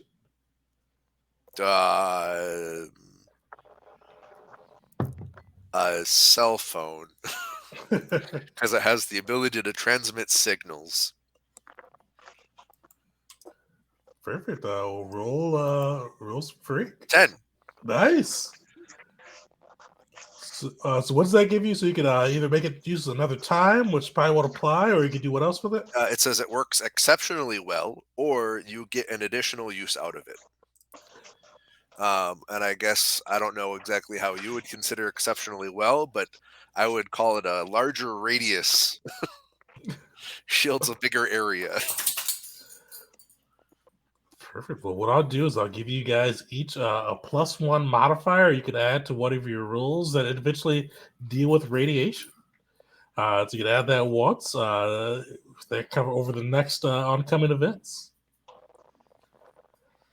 Perfect. Well, so you guys see this. You still see, as you see the kind of the green sphere surrounding the downtown, people trapped within. You do hear a broadcast. It sounds like megaphones, amplifiers, speakers, just reverberating through the segregated streets of downtown. Do you hear a voice come over it? I am Radiator. I have claimed Halcyon City for my own. Where your heroes are off in Europe dealing with the distraction I have caused, this city has become mine. You all will serve my interest and become part of my new empire. Serve Radiator and be ready for our glowing revolution. All hail Radiator. And you hear it sign off. And you see kind of a bright light flashing and flickering, and kind of see those waves of radiation coming from downtown. What do you guys do? Guys, like this is an actual villain, like a real deal. What do we do? This is what we've been training for. We've got this, guys. We should call Nova and let her know that this situation will be resolved before she returns. He returns. Also, I scream into the void, hoping this glow-orator can hear me. Radiator. And scream, I am this city's justice, and I will cleanse it of you and your glowing vibe. Gumi sends the text message to Nova. Hey, we found you radioactive, but we're gonna take care of it. See you when you get back. Smiley face. You get like 3 texts rapid succession. Like, find another hero. You sure? Shit. I think those came out of order, but we got it, guys. Let's go. Anyone else has Imagine Dragons playing in their head? Just me. What? I don't have to imagine dragons. I've met real dragons. I'm actually listening to the DuckTales Moon theme by Chippy Bits. That's what I hear. DuckTales. Woohoo! Indeed.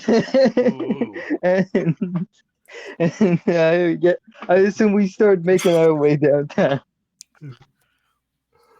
As you guys make your way downtown, you see those glowing waves continue and almost intensify as you move. But you also start to see kind of like little groups of people. Some of them kind of like succumbing to like the dizziness and queasiness. You see them kind of relieving themselves, vomiting through the streets. Just kind of huddled down, clutched, and kind of grasping their stomachs as you get closer, and they kind of these waves of radiation roll over them. But you also see groups of people being rounded up. You guys are kind of a far enough distance, but you see these men in hazmat suits with kind of a rather than the usual bright yellow, they've kind of got a black and green aura around them. And they're kind of gathering people and pushing them closer in the city center. What do you guys do? So Gumi, being a not direct combat person, would probably move to start getting civilians out of the radiation zone. And having the radiation shield with me would probably be very useful for moving people. So are you guys okay with not having the radiation shield, or should we all move together? I'm fine. I actually already have all stages of radiation sickness, so I'm good. All right. So Gumi will, while in Kirby Craft mode, will go up to groups of survivors who will hopefully feel at least a little relief from the radiation shield, even though they're already feeling the sickness. Come on, get down with the sickness. And will like, all right, guys, come with me, and like try to hurry them out of the radiation zone. So you can kind of bring them to the edge of the sphere and get them kind of out of the major zone, or Right. they'll still be in like kind of the zone, but out of like the more intense areas. Right. Yeah. I'm just trying to get them to like go away, to get away from the radiation that's causing the sickness. Perfect. Yeah. So with that, no roll necessary. That's like with the Kirby Craft, you can definitely gather some of the civilians and start kind of pushing them, kind of bringing them away from that. Are you just gathering the kind of unencumbered civilians, or are you going to be going against any of the ones that are being shepherded towards the city? Right now, I'm going for the free ones. Okay. Though as I run out of options for those, I'll have to obviously get closer to the bad guys that are rounding them up. My Kirby Craft has chameleon plating, which I'm assuming is like an active camouflage of some sort. So I will go sneaky deaky mode and start creeping around to try to find pockets of people maybe that they haven't found yet, and sneak them out. Perfect. Let me see on that one. Roll savior for me. Savior.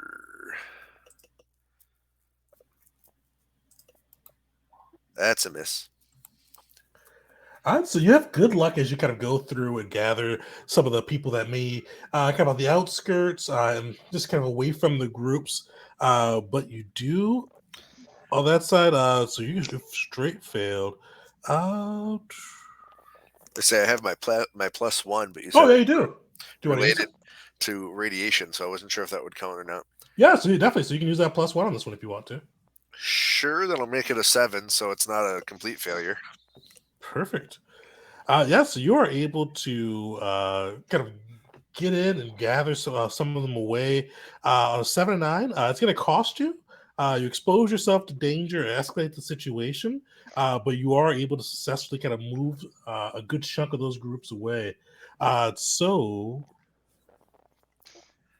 as you kind of go through there and bring them away and start to kind of get closer to where some of the more kind of the ones being led away by Radiator's goons, you do see one of them turn. It kind of like catches a hint of sunshine reflecting off of the Kirby mobile, and you see him pause and kind of quizzically look at it, and he goes, "We got heroes in the mist. Get ready. Tell Radiator." You see them kind of go and you see him actually pull up his rifle. He's going to take a shot at you. Take a powerful blow. He has a gun? Yeah, they've got guns, rifles. So as you kind of see, as it comes through, this big blast of light come out of the blaster, and it just collides with the Kirby mobile, and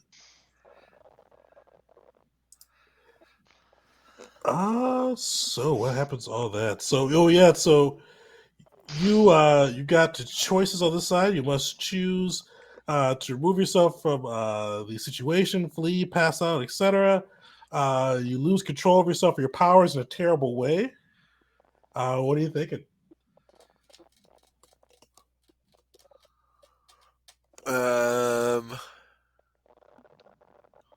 How long does remove yourself from the situation go for? Just for kind of like probably for the scene, not this next bit of the scene, but you'll be able to come back pretty quickly. You just be kind of abandoning. So as you kind of, if you fled, you just be leaving some of those civilians to the mercy of the Radiator goons. Yeah, I'm not really planning on fleeing. Probably more of a pass out sort of situation. That's more Gumi's style. Yeah, let's do that. Gumi takes the blast and just like and plumps, and being a goo, just like gets really flat on the ground,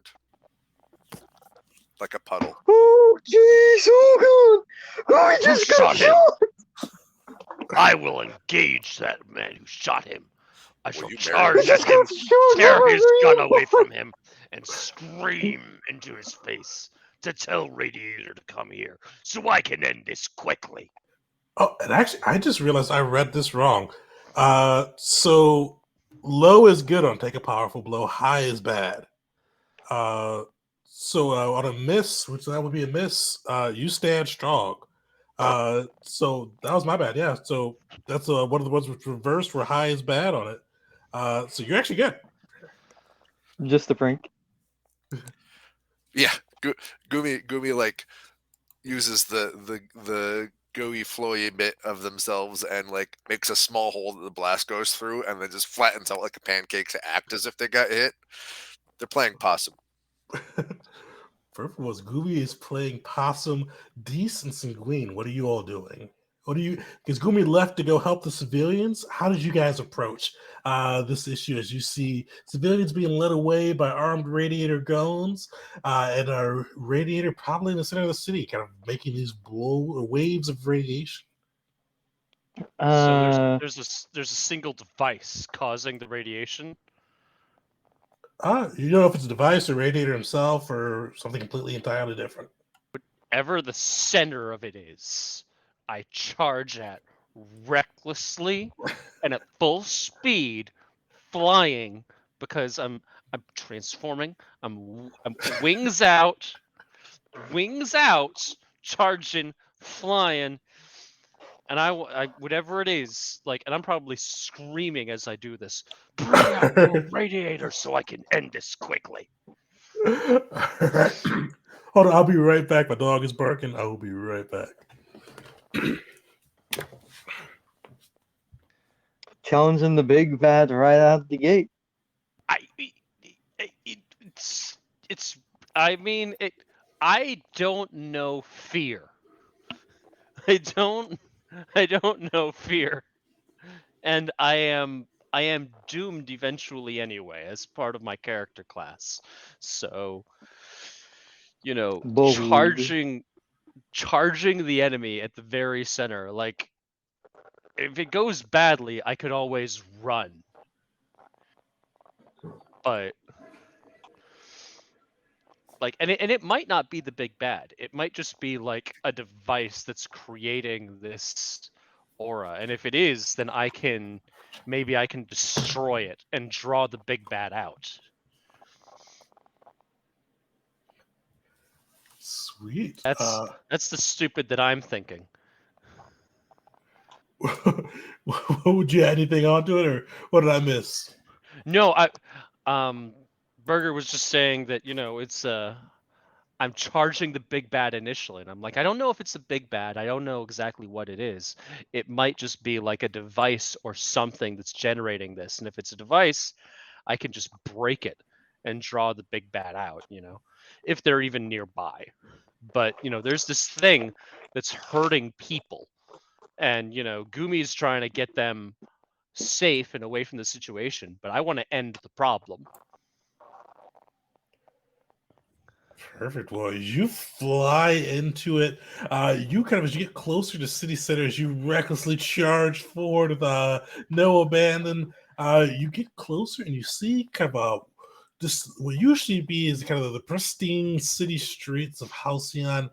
You see kind of a crater and just desolation as you get closer and closer to the epicenter of these blasts. You see burnt out buildings, just ash, grime, and you kind of see this little hazy mist in the air as you get closer.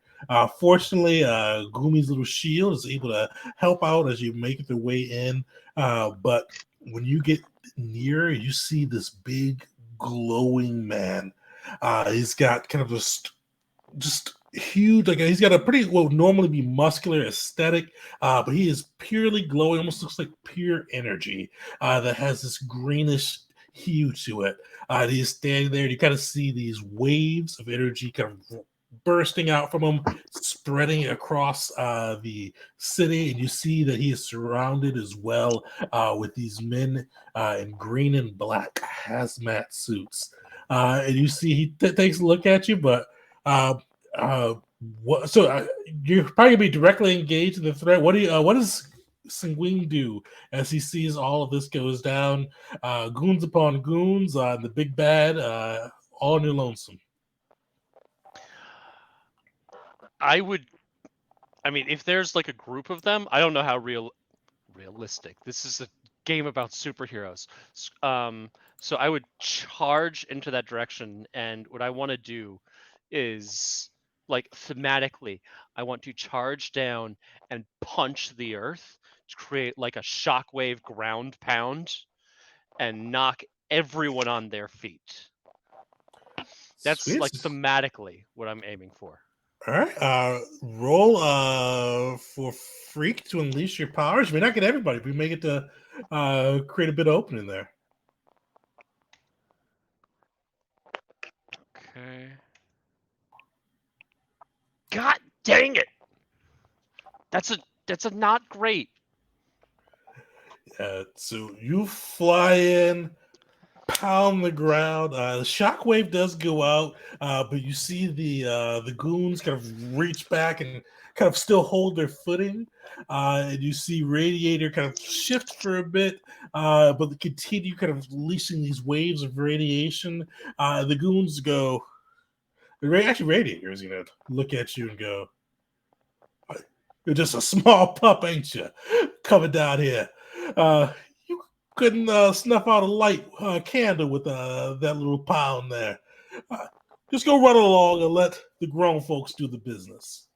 Why don't you walk away while I destroy your men, and then destroying you alone will be easy. And he's actually going to shift your labels. Danger down, mundane up. I'm resisting that All right. if I can. Yeah, you can. You're always going to resist, or try to resist. I mean, Gonna resist. Gonna drop my danger. Are you kidding me? That's my bread and butter. Okay. Reject influence. There we go. And I feel good I am about not that looking at 8. this. Oh, 8, nice.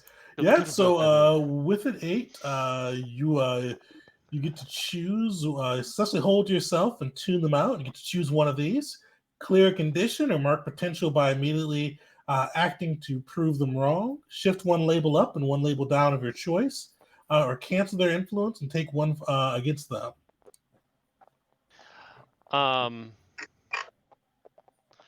I would like to prove them wrong and give myself a point of potential.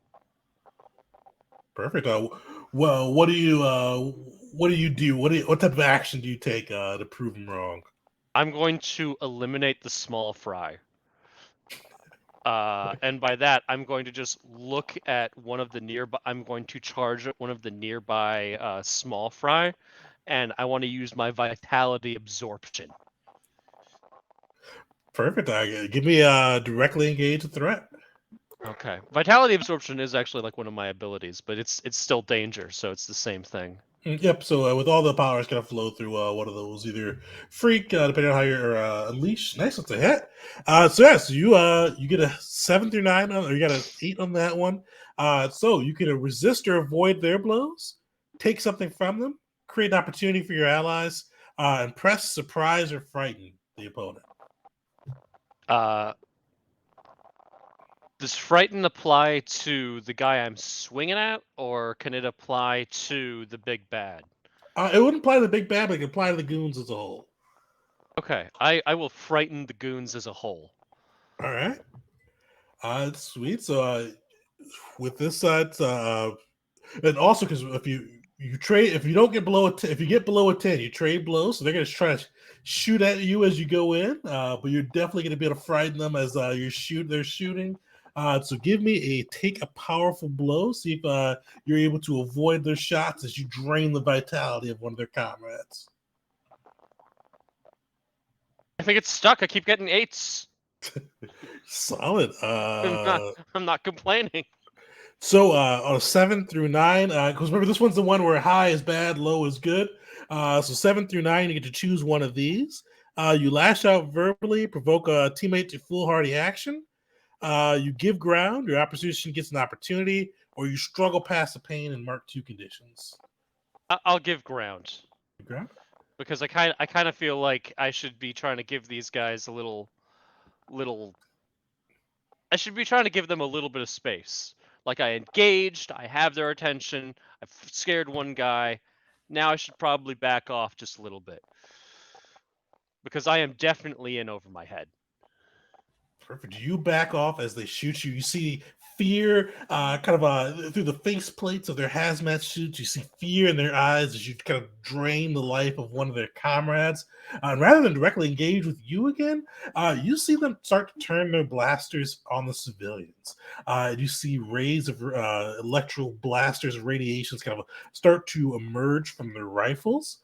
But before we get into that further, Dees, what were you doing as Gumi was saving civilians and Seguin was rocking right up to the threat?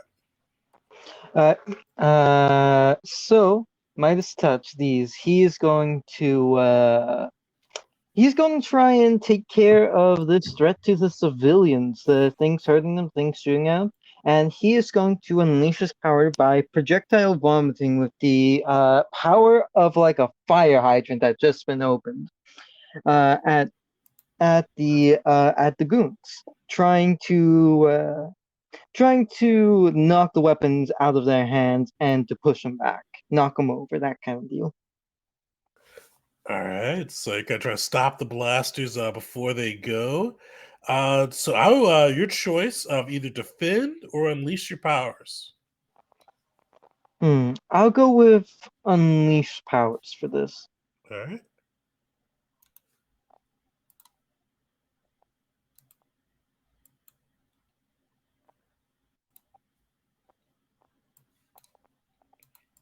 And I have an ability. Whenever you use your power in a frightening way, I know it says that, but I forget what I can do when I use my powers in a frightening way. So when you frighten, intimidate, or cow others with your monstrous form, roll plus freak. On a hit, they are thrown off and make themselves vulnerable to you or flee. Okay, I got it. So that wouldn't really apply here in this case. Would apply to this one, could definitely be useful, but you got a 9 on that side. So you could choose to your choice. With unleash powers, you can mark a condition, or this effect will be unstable and temporary. I'll mark a condition. So you got guilty so far. There's angry, afraid, hopeless, and insecure. I'm gonna go with insecure. Because he's doing this in front of a bunch of civilians, and now he's realizing, oh, now this is my debut, and this is how they see me.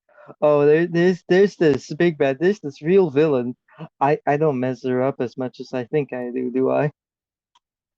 Nice. And you unleash that wave of bile. Yeah, you see kind of like the hazmats, they're trying to, the rays go off and trying to shoot.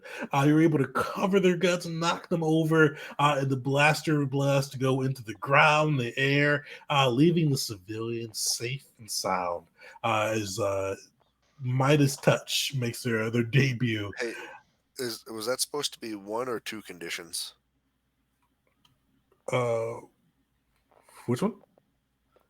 Was Midas supposed to take 1 or 2 conditions?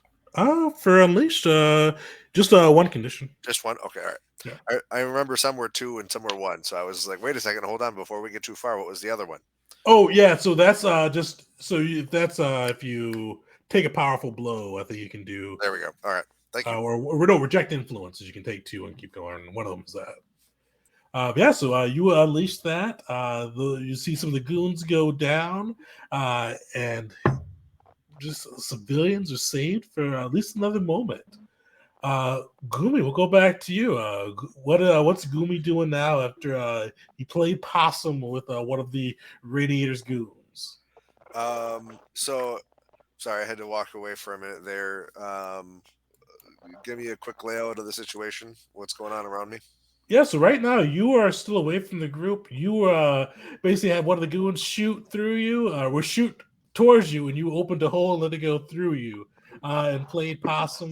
And the rest of the crew is city center, fighting Radiator and his goons. So I still have that one goon there, or did that one go with the other goons? Oh yeah, so there's like 2 goons with him, with around you. Okay. All right. Gumi will. Are they paying attention to Gumi's puddle, or have they gone back to harassing the civilians? Yeah, so you did a pretty convincing on that one. So they shot what they thought was through you. They've kind of gone back to gathering citizens. You see them kind of pulling a group, a family, kind of out of their home and into the streets, kind of pushing them down closer to city center towards Radiator and the atrocity. Are they close in proximity to each other? Yeah, they're standing probably about 5-10 feet away from each other. All right, so Gumi is, while staying in puddle mode, just gonna like slink along the ground and get underneath them, and then just spring a trap and just transform into a big giant bubble and shrink in real tight on them, trying to knock them into each other and hopefully knock them out. Perfect. Give me a directly engage the threat. All right, with a -2. Let's go. That's a 7. That's I'll a take hit. it. All right. So with this, you get to choose one of the 4. So on a hit, you trade blows. So you get to pick one of these. Resist or avoid their blows. Take something from them. create opportunity for your allies, impress, surprise, or frighten the opposition.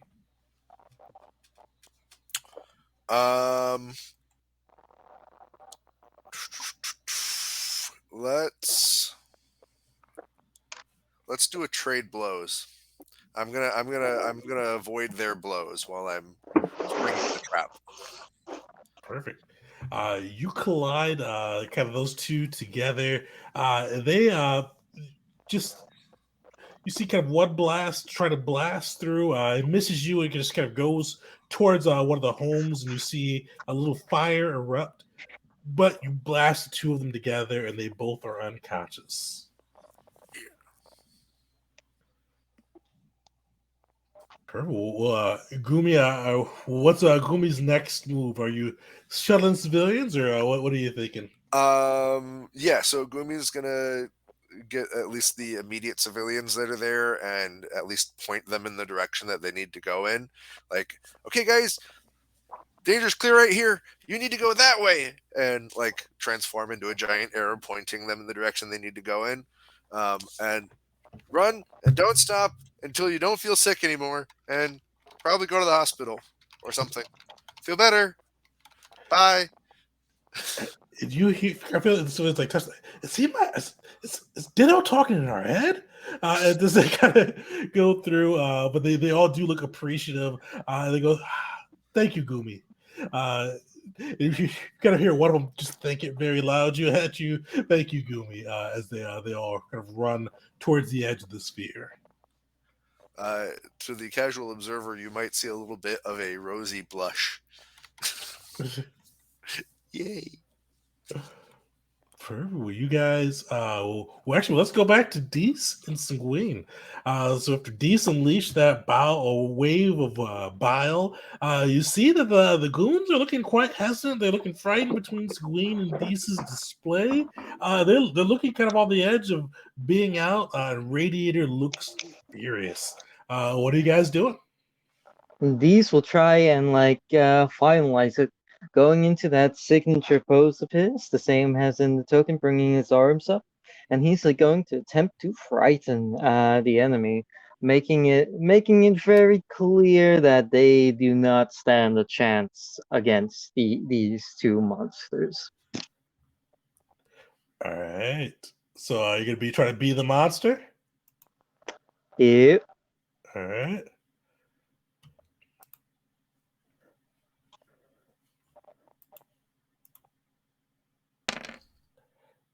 Oh wow! You got a 15. Oh my god! Oh Jesus! Encounter over. So go ahead. Do I describe how that looks? Because with the Be the Monster one, you get to choose between a couple of things. Hold on. So when you frighten others, intimidate or cow with your monstrous form or freak, on a hit, they're thrown off and make themselves vulnerable to you or flee. On a 10 plus, you choose one of these. On a 7 and 9, you choose two of them. So getting high is better for these. So you can choose between one of these. You frighten others you had not intended to. You hurt someone or break something you shouldn't have. You feel like more of a monster afterwards. Or you mark a condition. This one's GM choice, they say. But yeah, you get to choose one of those. But yeah, you scare the goons shitless. Like they are panicking. You see a couple of them throw down their blasters and just book it from the battlefield, leaving Radiator by himself. But what's Dees picking for his option?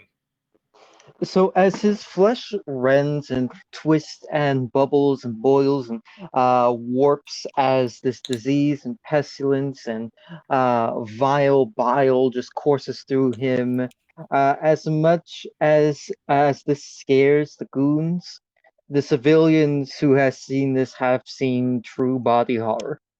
There is no ifs, ands, or buts about it. This does not look like a hero. This looks like a true blue monster. Nothing anyone would want to be near or cheer for.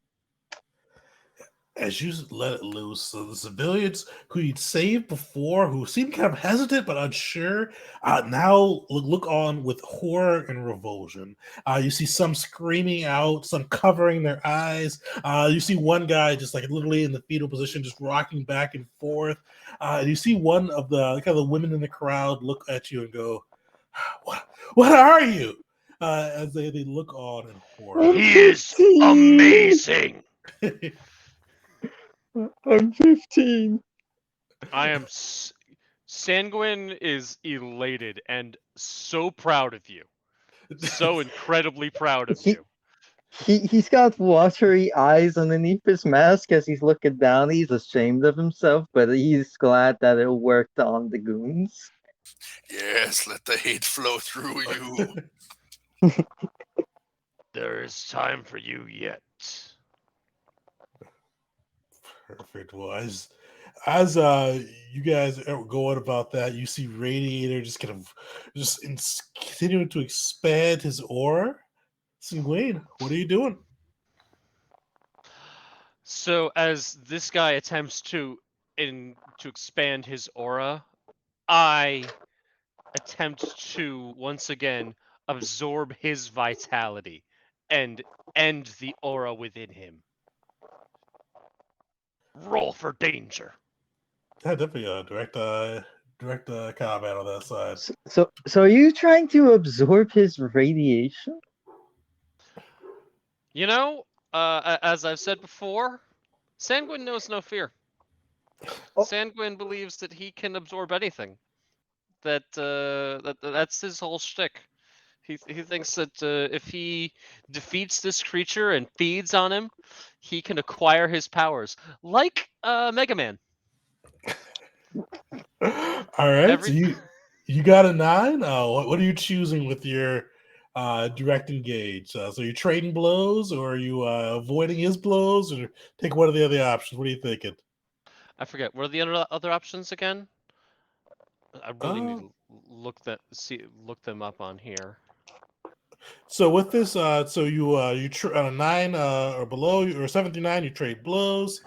You can either choose one of these, resist or avoid their blows, take something from them, create an opportunity for your allies, impress, surprise, or frighten the opposition. I want to take something from him. I want to take the power that he's poisoning our city with. And if that's too ridiculous, I'm just gonna trade blows. So you always trade blows. So unfortunately, you wouldn't be able to like just steal his power. You could definitely kind of like Like, yeah, does so he have a this blaster or something Rule like of that? fun. no, Rule he's of like fun. the power, like the radiation's coming off of him. And I take his heart. Okay, Indiana Jones. What's something reasonable you could do with that? No, I'll just trade Does he blows. have like I'll a just trade blows with him. It's fine. I don't always have to do something insane and rule breaking. It's just my go-to. So are you resisting his blows? Then it sounds like. Yeah. Okay, sweet. Yeah, so you go. How does that look? What do you do? It's just the two of us swinging and me bebopping it, scatting out of the way with my super speed. You see him kind of just swing and blast of radiation go your way, but the super speed is keeping you fine. And you see you see anger and frustration kind of emerging from him as he just keeps trying to blast at you and is unable to hit. And he is going to now do this. So yeah, you see that aura kind of blast out again. You saw him building it before. You see the green energy circling around him. You see it just explode out from them as he just violently tries to attack the area and kind of everything around. And you see this blast slowly expanding out, getting closer and closer to both the buildings and civilians. His radiators have gathered for him. Dees, Gumi, what do you do? Gumi is going to leap into action with that radiation shield and just try to protect the pile of civilians as much as he can. So I guess that would be a roll under savior. Yep. So for defend savior, yep. 2. Oof. Never mind. I just pushed them all into the radiation ring. Kind of jumping straight off of that, seeing that they're not going quite well. He's going to jump onto the radiator and try and take on that radiation. Since he's pretty confident, like it hopefully won't affect me negatively. He's gonna try and block it with his own body. All right. I'll roll defend for you as well, and I'm not sure for I'm what. bad with savior. I'm really bad with savior. Oh yeah, that's gonna be my dump stat. Unless I start like growing as a person. Yes. Let me. I'm trying to remember what the consequence is for defend, but my sheet is not loading.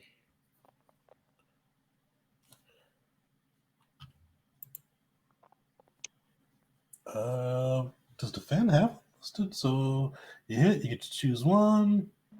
Cost you expose yourself to danger or escalate the situation.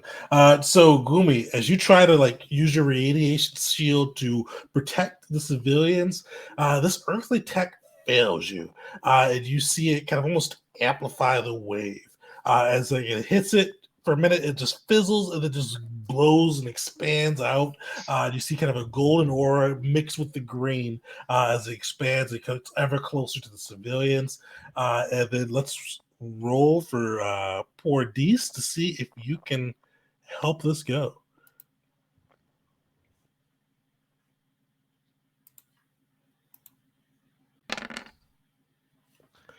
Oh, so you got an 8. Dees, you're rolling good. Hey! Midas touch is doing well. So you get to choose a 7 through 9. You get to basically on a 7 through 9. You're on a hit. You're able to keep them safe and choose one. So it cost. So I'm going to read the whole thing. On a hit, you keep them safe and choose one. On a 7 through 9, it costs you. Expose yourself to danger, escalates the situation. Add a team to the pool. You can choose this. Take influence over someone you protect or clear a condition. By taking influence from someone I protect, that's taking away the influence. So I don't have that influence over them, right? So you would gain an influence over some of the civilians, pretty much. Oh, that's a real flip flop right there. Too. Oh, he's helping us. Oh God, no, he's hideous. Oh, he's helping us. I'll do it. Like it's very clear. This is like him jumping on the grenade. This is Midas Touch jumping on a nuclear reactor as it's being set off. But the nuclear reactor is like a dude. So I'll take the influence. So long as they're kept safe. Sweet. You jump on him, cover him with your body, and you see kind of the right side where you jump and kind of cover him completely. The civilians behind you are spared from the onslaught of his radiation. You see like they're not exactly sure how to react. Some are still horrified and reviled at kind of the display that you put on before, but some kind of like not cheering, but like they look hopeful as they see you taking that blow that would have incinerated them. On the left side, though, those that Gumi tried to protect do get hit with a wave of radiation. You see one of them puking and just puking and blood eventually coming out, and others just shaking on the ground as that radiation rolls over them. Radiator, though, he's looking angry. He's looking frustrated. His conditions are piling up. What do you guys do? Sanguine? Oh, sorry. No, please go ahead. Your move may influence mine. So Midas seeing that some civilians still got hit, that makes him pretty upset, and he's already right in the radiator's face. So he's going down. He's going to engage the threat directly, and he's throwing hands. He probably isn't the greatest fighter, more like using his weight, size, and like the sickness. Again, now the sickness. But Yeah. Well, I feel like you've stolen the good rolls today because you got like another like Yeah. max. Is this the max? Yeah, another max roll. You got 14.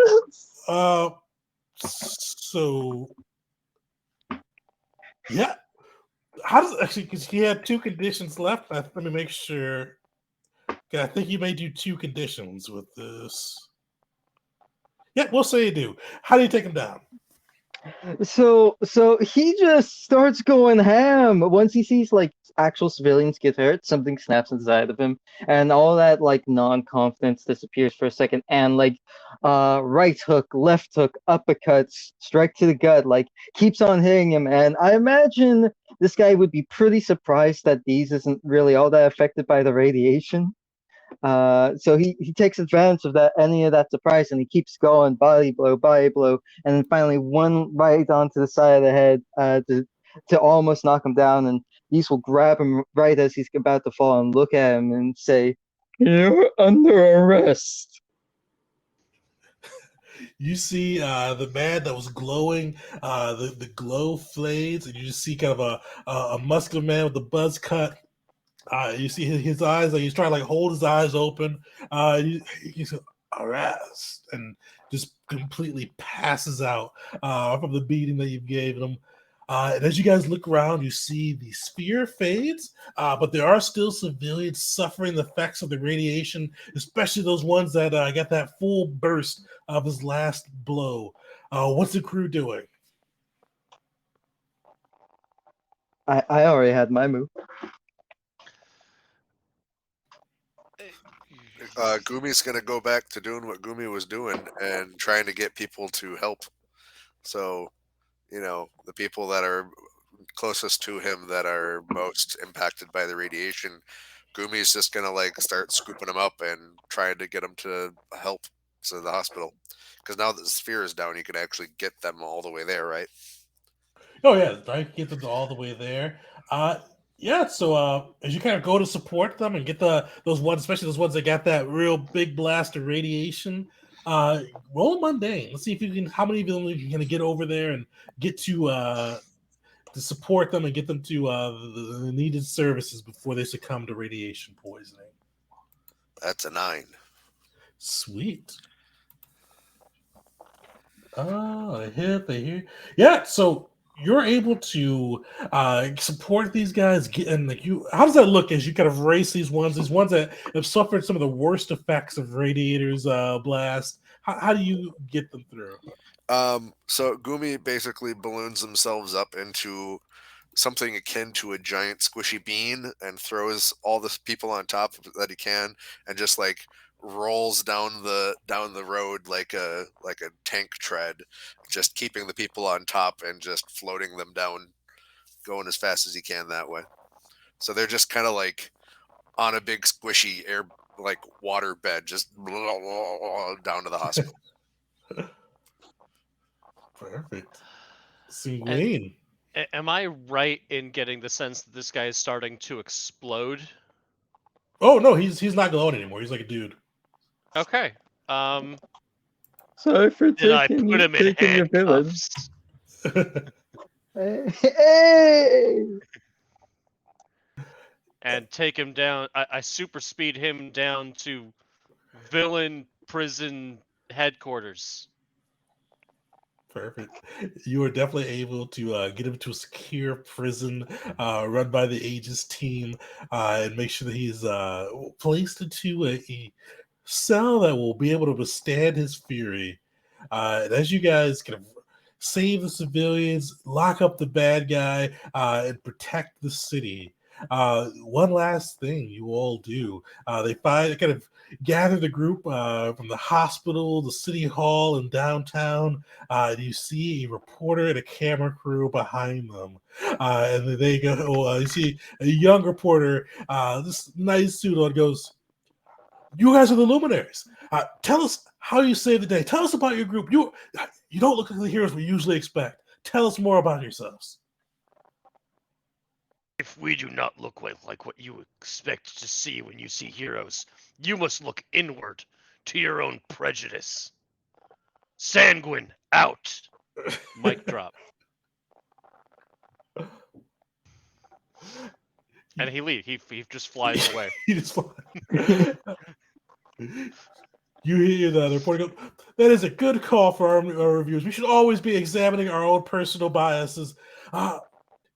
Dees, we're getting mixed reports from people on the scene. So, some say you are horrific. Others are saying you're a true hero. What do you believe? Well, Miss, what was your name again? Velasquez.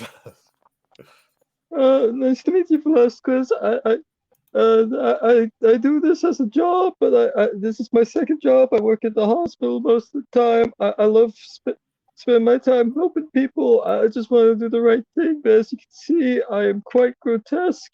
My powers, I have all diseases, and that it's pretty hard to deal with a lot of the time. But I see these people, they're happy, they're healthy. I want to keep that going. I want to keep that going, and I'll keep fighting for it and fight for a better future. And I did really scare some people today, and I feel really bad about that. And unfortunately, there's not much I can do about that. This is just the way I am. This is just the way I look. But I'm hoping I'm hoping they have better days. I hope I didn't give anyone sick or any nightmares. And yeah, I'm going to keep defending the city.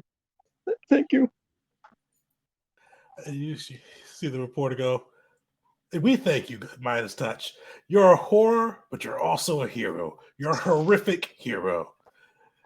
There's a funny story behind the Midas Touch. The Emerald Nova gave me that name. Originally, I wanted to be called Pandora's Pandemic, but he wouldn't let me do that. Did you see like, as you kind of started the second half, like the camera was like already panning off. That was a fun fact, Midas. It turns over to Goomy. We've heard that you are a royal visitor to this planet. You've used your craft to save numerous of our civilians. What more do you have to say about not only your heroics today, but about future relations with your planet and your people? So Gumi, again being a telepath, will go on along, not quite as long as Midas's diatribe about how it's just don't worry about that. I'm just here to make sure that everybody here is happy and safe and healthy as long as I can. But of course, nobody that's not on the scene hears any of that.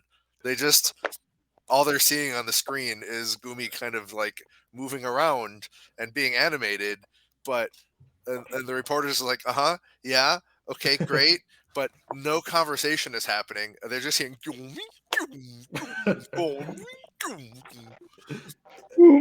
Gumi, that's really touching. Powerful words, Your Highness. Powerful words. Station, what do you mean we were just silent? What? Well, cutting back to the station, thank you for the luminaries. You are true heroes today. And you guys see the camera pan out from the thing, and then you see a crowd of the civilians ragged from the chaos of the radiator and his goons. They kind of hesitantly applaud at first, but definitely increases. And the luminaries have earned their place within Halcyon's round of heroes. That's actually we'll wrap up our session for today.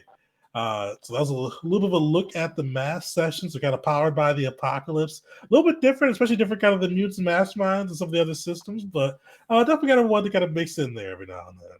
Yeah, I am definitely gonna miss mutants and masterminds as this becomes our main superhero game that we play month after month. It's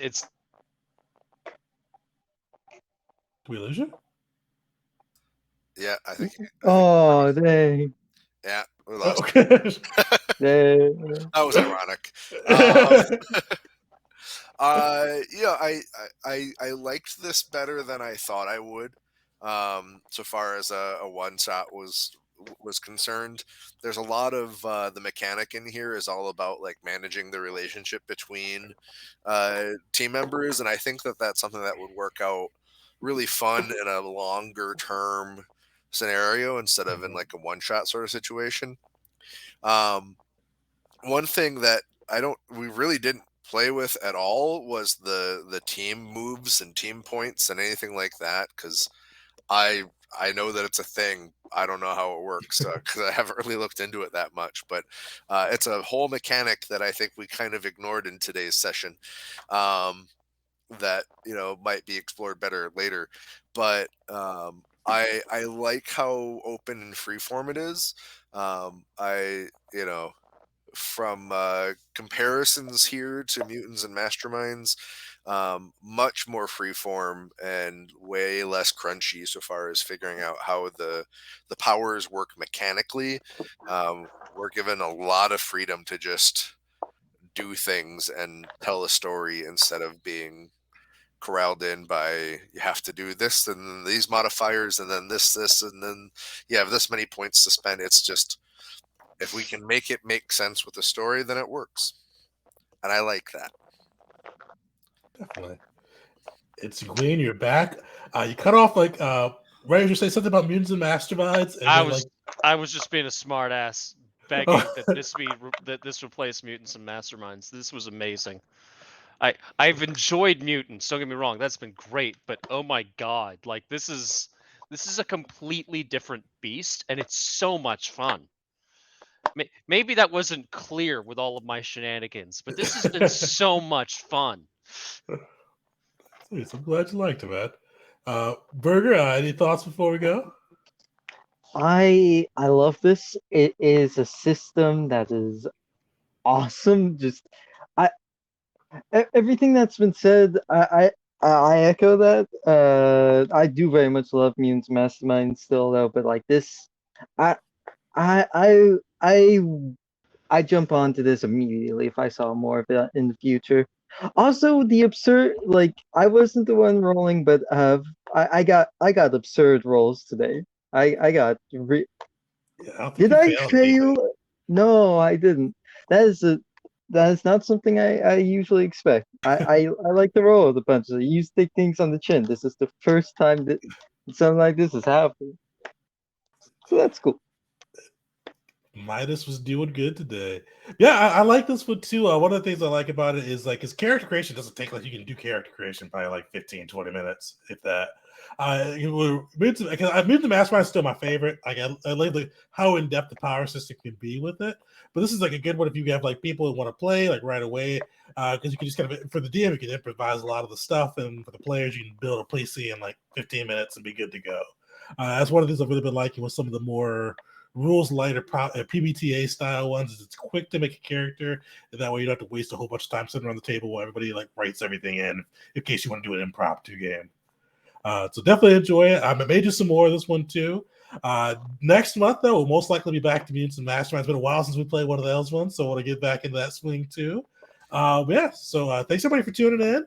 Do I have any friends on? I don't have any friends on, so we're going to be going off, but make sure to join us next Tuesday for Invasion for Star Wars 5e Tuesdays at 6:30, maybe 7. We've been starting at 7 lately. And then join us 2 weeks from now, Wednesday, for the Savage Worlds game for our game of the month. Really excited for that one. I think I like the system, so check that out. But thanks everybody for coming through, and until next time.